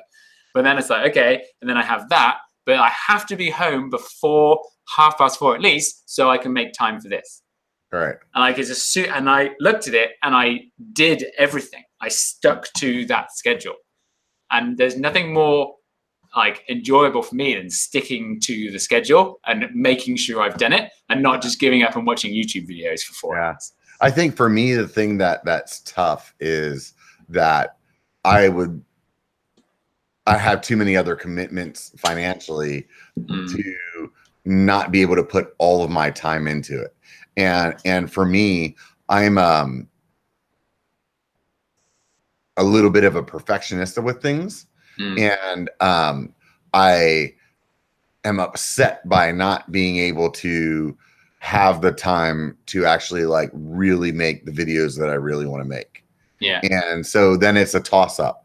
Do I keep putting out content that is on a faster schedule, that is flooding people with more content? Or do I actually come to people and say, you know what, I'm actually just going to do one video a month, but I'm going to like put my heart and soul into it. Yeah. But I mean, if that one video is like, the one good idea, then that makes sense. If you have 100 really good ideas, then you should do it. Yeah. Like you should do it if they are genuinely all good. And like, this is something, I'm only just changing my mindset because I had like, I mean, if you look at what I did on Pink Bike, I pushed it over, I think, really we were focusing on it for, the 8 months. That's when I actually had my own filmer to come and make it. But like we pushed it over, the goal was to get to 100,000 subscribers. That was the goal. And I was like, I know the moment we get to there, then 10,000 to 100,000 is the same amount of work as 100,000 to 1 million. Right. Like 100%. So that and that's I did it just before I left, and I was so pleased. But now it's like since I've left, they've got an extra 40,000 or something 30,000 extra subscribers, and they haven't been putting in as much effort as when I was there. Like, nope, we're going to upload this video now. So it's like, you're like, oh, God, that's so annoying. But like, that's the thing. We were just doing it. And like, stuff wasn't 100% perfect. It was like, that's why I said, like, it doesn't have to be 100% perfect. It can be 85% perfect. Yeah, and I think that's one of those key things too. That there was a Jordan Boostmaster video that I watched when I first started, and one of his things was like, just put the video out. Yeah. And I've given that advice to a few other YouTubers that have started since then. Yeah. And they've told me later that was one of the most valuable things that I could tell them was like, oh yeah, for sure.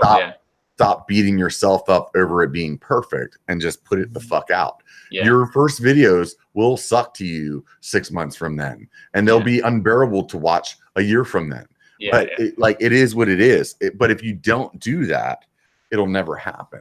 Yeah. So, 100%. So you have this business that you want to like help people like create or promote, or what do you want to explain that just a little bit to me? It's a little bit. Hey, so I don't know what the what's the word I'm looking for?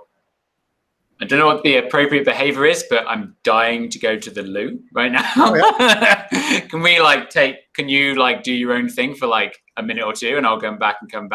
I suppose I can. Right.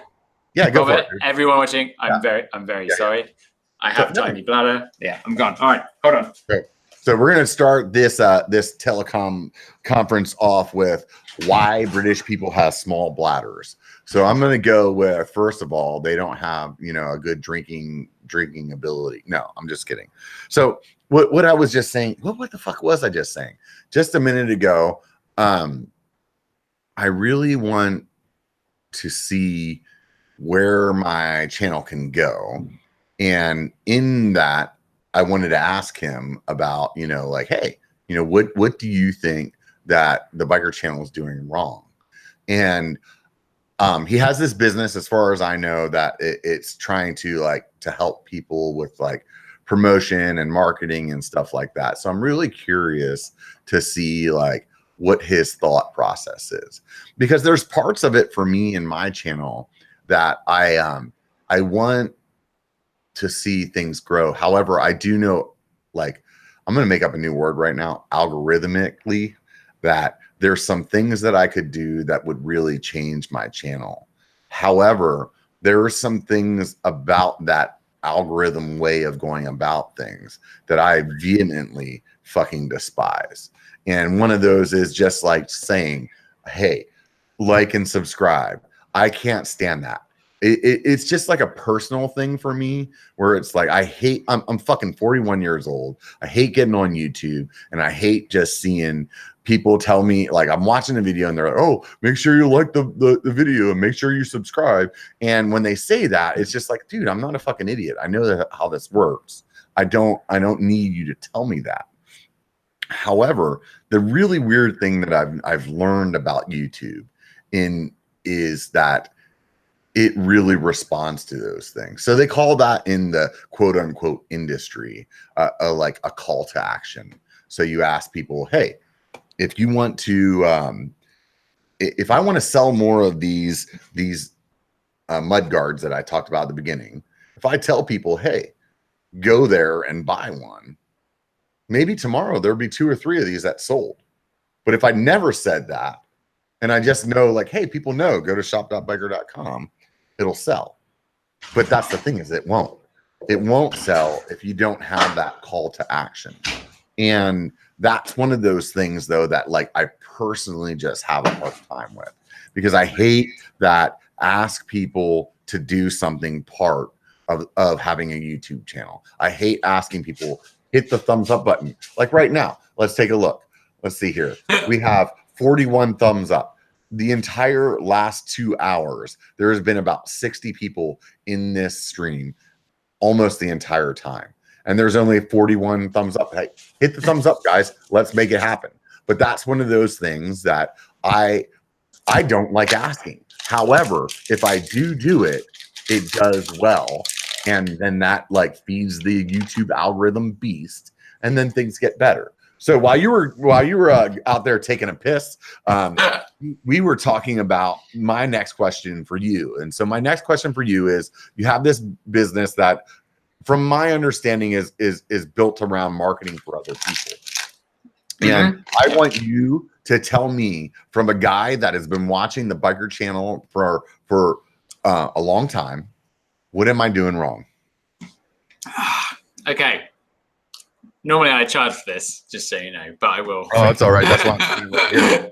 No, so my business in a nutshell is I will do it's kind of, I don't want to ever have any employees.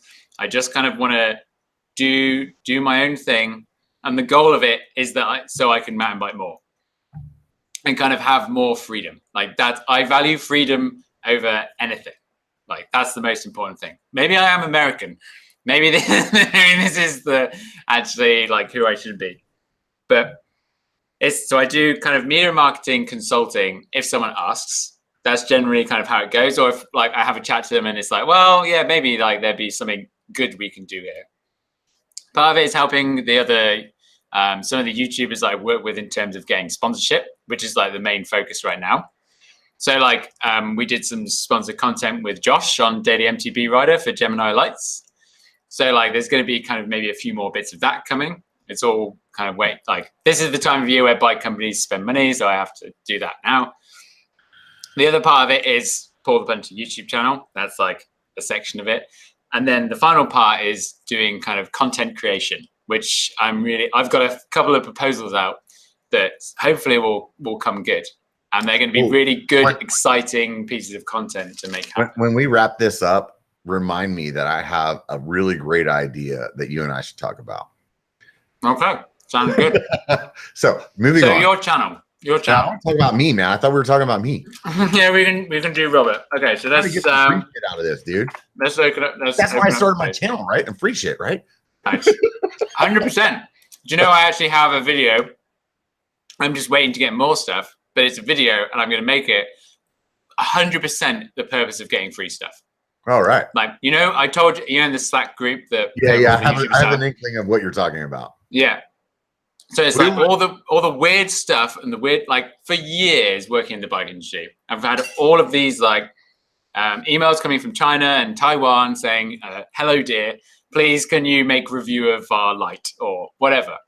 And I'm just like, what if I just said yes to all of these things and see how much stuff I can get? So some of the stuff I've got is ridiculous, but I have got it.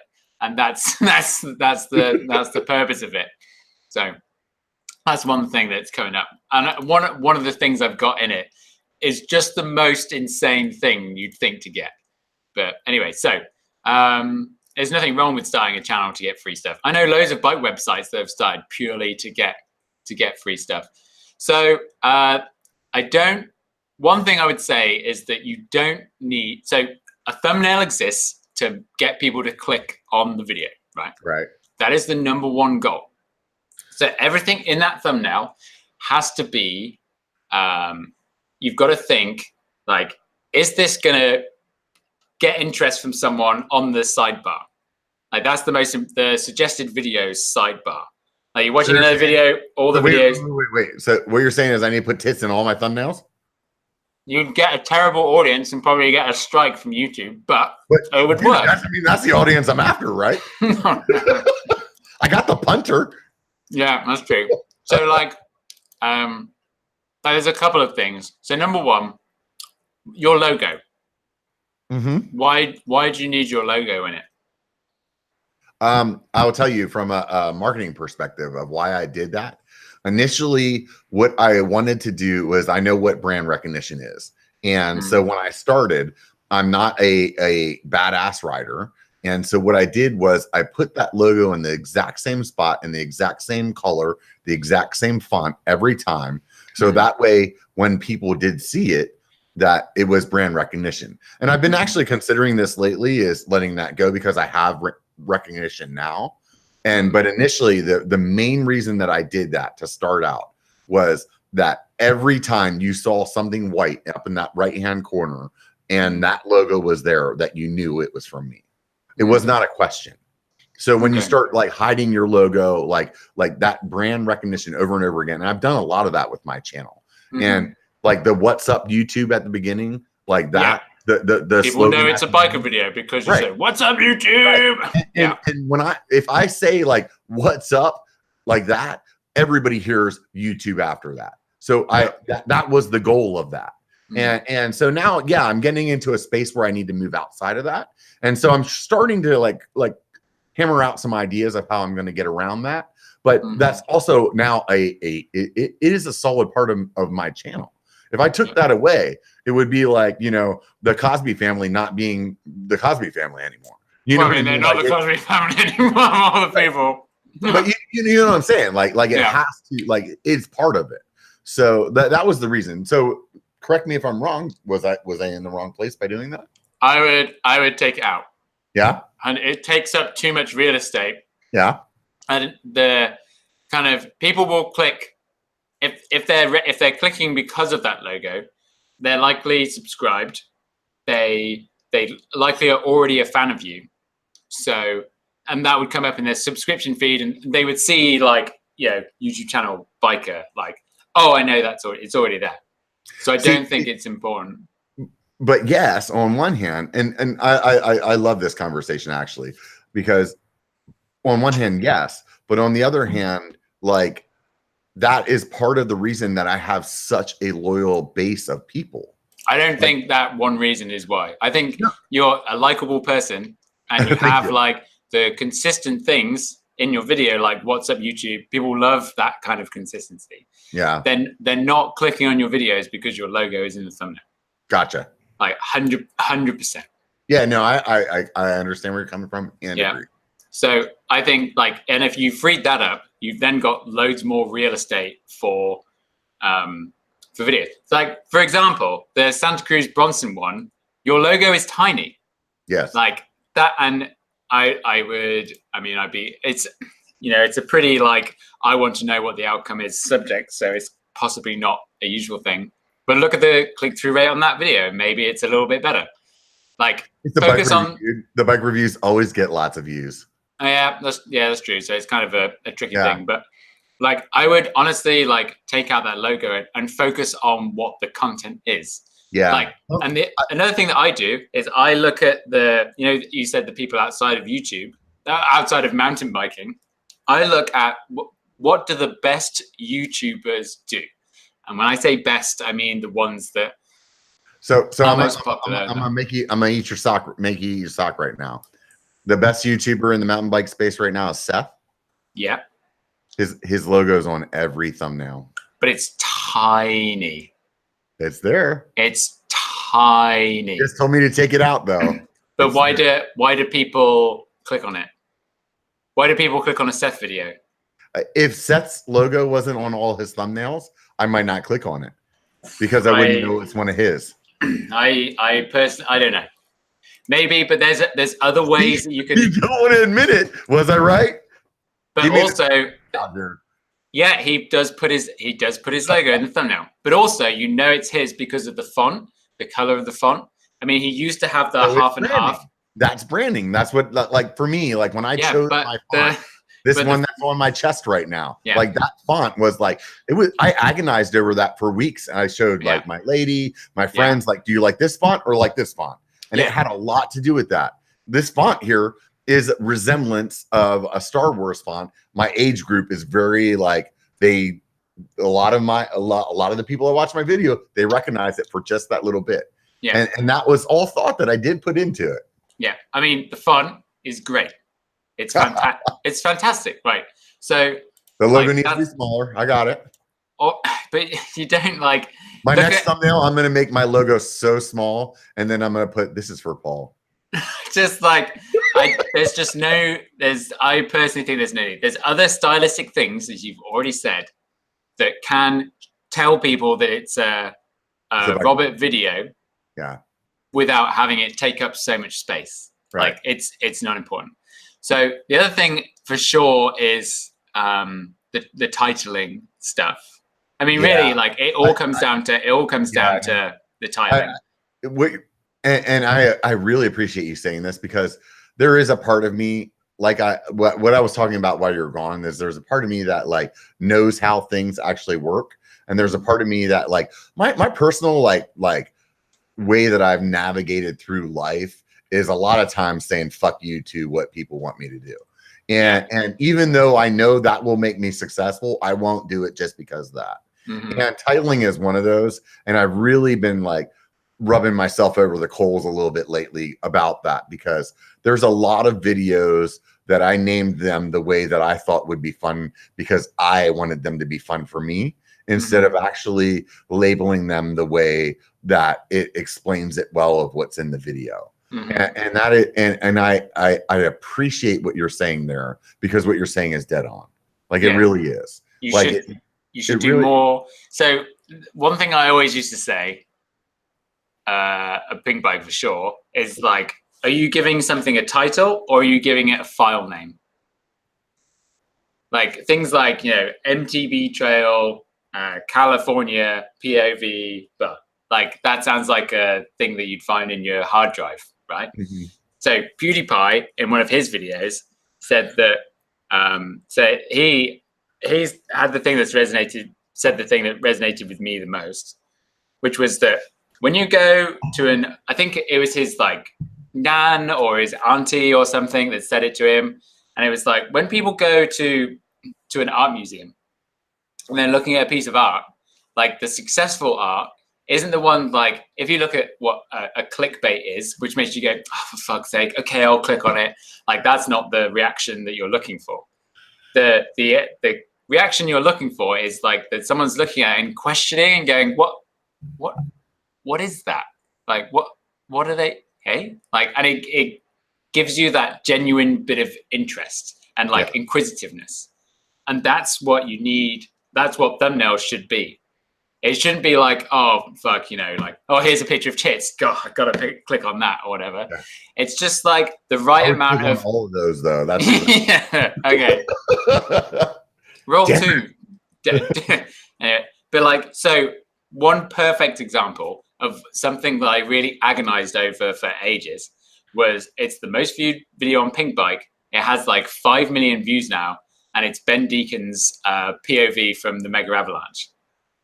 It's a big snow race, and it blew up. It went massive. Wait, just for a second, so people that don't know what this is, it's like it seems like 100,000 guys on mountain bikes going down like this, like black diamond run of a ski resort and just eating shit over and over and over again. But somehow it's very entertaining. Yeah. Well, just somehow it's entertaining because of that. Like that's it. And I've ridden down that mountain. I tried to do that race. I didn't qualify, but like it's legit. Like it's so hard. So now the content was amazing. Like, yeah, there's the crashes. He captured all the action amazingly. Like it has all that. I chopped down his intro a bit before we put it up, but the thumbnail and the title, like I spent ages because I was like, this is great. I don't want to say like crazy crash because that's too cheap to do it like that. You know what I mean? For me, that's my opinion. What you want is a really quality audience, someone that's actually interested in mountain biking, etc., etc. So I scanned through the video and I went, okay, what are the key things here? Okay, there's someone crashing. It's a bike race on snow, and it's from Ben's perspective so that you can see it. So that thumbnail, luckily, there was a frame that had 2 people crashing in the top left and someone else on a bike going past, and you could clearly see that it was a bike wheel. You could clearly see he had a helmet cam on, and just at that moment, you could clearly see that there were handlebars in the frame. Also, I swear that handlebars in the frame like this compared to handlebars in the frame like this do better. Another thing I've noticed. So it was there in the frame. It was clearly snow. It had everything. And I was like, that's the exact image, and that's why it's going to be the image. And then you have to pertain to that. It's like the action in it is mental and it's just nuts. But you have to kind of make it like, hey, this is worth your time. So that's why I said the craziest mega avalanche race ever ... or something. There you go. And it It wasn't in capital letters either. Never do titles in capital letters. It's harder to read. Like, and it was just understated. It wasn't like someone shouting you like, the craziest mega avalanche ever. It was, this is the craziest mega avalanche ever. There you go, people. You have it. And that's why. And like now we know why the Biker channel is not doing well, because my font is actually all caps all the time. So, but not in your title. Not in your title. Like yes, no, it's not. I'm looking right here. It's like Maui Flow Pineapple Express. Like that's. Oh, I changed the sizes of them, but it's actually all caps. Oh no! In the thumbnail, I'm talking about in the actual title. Oh! I see. That's what I'm talking. There's no text. See, there's no font. Yeah. See now I know. Yeah. So there we go. But it's because we have to close on that, dude. You told me goal. get rid of my caps, get rid of my logo, and a bunch focus of more on the image. Focus, make the image bigger, and make no logo, no caps, and handlebars at a 45 degree. No, it's a square angle. Yeah. That doesn't do as well. That does better. Oh, the flat ones do better? Yeah. Oh, well, then that must be why I'm YouTube Gold right now. Dude, Paul, it was so much fun talking to you tonight. I hope everybody enjoyed it. We rolled right past the 2-hour mark. I think wow. You may have the longer biker bar here. So much fun chatting with you.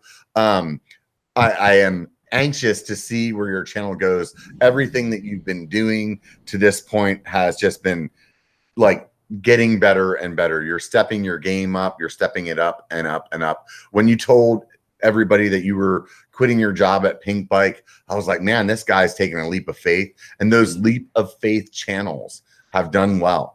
I mean, BKXE did well. You're doing well. BCPOV is doing well.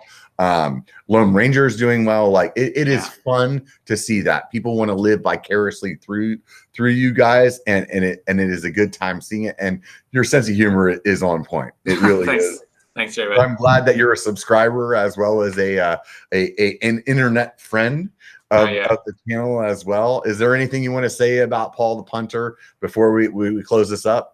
Oh, not really. I'm narcissistic, but I have a line. But what I say to you is like, Robert, just keep making videos. Like have the like. I watch your videos. Like remember when you did Jeopardy and you said who did Robert bump into on the trail, and I was like JF Wright. You bumped into there, and I remember your face. You were like, what? I was like, yeah, I watch everything. Like that's awesome. That's the most important thing to do. So like just like if you focus on a goal, like 100%. Like think, as I said before, you can't score if you don't have a goal. And just think like, do you know what? My life is going to be better if I achieve this goal. And don't worry about your subscriber numbers or views or whatever. And you'll feel so much better. That is my closing sentiment. I can't wait to see what Robert's goal is. And I'm sure everyone watching this can keep him accountable and keep asking him, hey, Robert, what's that goal that Paul asked you to get? Yeah, it'll definitely be fun to see where it goes. You know, at this point, you know, I'm almost 2 years into it, and honestly, the channel's done so much better than I ever expected. There's been so many things that I didn't expect to happen. Like even just this last weekend, this weekend, I went up to Georgetown to ride with California Expeditions in Georgetown. I don't know if you got to ride Georgetown where you're down here last time. No. If you come to Biker Camp next year, usually Biker Camp maybe. Yeah. The end of June for those of you guys that don't know. It's a free event as it is right now. I'd love to see that turn into a Sedona. But if you get a chance to come down and ride up in Georgetown with California Adventures, it is a great place to ride. And so what happened was I went up there to ride with some of the guys from Stickered, and I get out of the truck. We're filling up the shuttle van, and there's these like 4 or 5 like Tongan dudes. These dudes are fucking big guys. They make me look little. Like they make them big there. And the like I'm saying hi to like the people that I know. Hey, what's up, Rob? How's it going? And then 4 other guys, these big Tongan motherfuckers come over and they're like, what's up, Rob? And they were all subscribers. That's amazing. And that was beautiful. And that's one of those things where it's like, that's those things that really make having this channel so much fun, where it's like, it really wraps it back up for me. When I think that I'm not having an impression on people, and here I am going to somewhere out in the middle of nowhere that nobody should know who I am. And they're like, dude, I watch your shit. It makes it very valuable. And all of you guys out there, all of you that subscribe to the channel, those of you that hit the thumbs up on this video, I actually like you guys. The ones that you didn't, but those of you guys, no, seriously, like that is a very valuable part. And I want you guys all to know that. I appreciate all of you. I appreciate you, Paul, for being here with me tonight. If you guys want to see more of this content, please swing by patreon.biker.com or go to patreon.com and type in biker, B1KER, and just drop $1 a month into that. And because I gave up all my advertising, I'm going all in, thinking that you guys are willing to support this and see this continue to grow. And we will prove Paul wrong. We're gonna put the biggest fucking logo on this one. And we're going to use all caps in we're doing the handlebars at 45 degrees. Thank you, Paul. Seriously. So much fun. It's been great. Everybody out there, remember, it only takes a bike to be a biker. Get the fuck out and be one, bitches.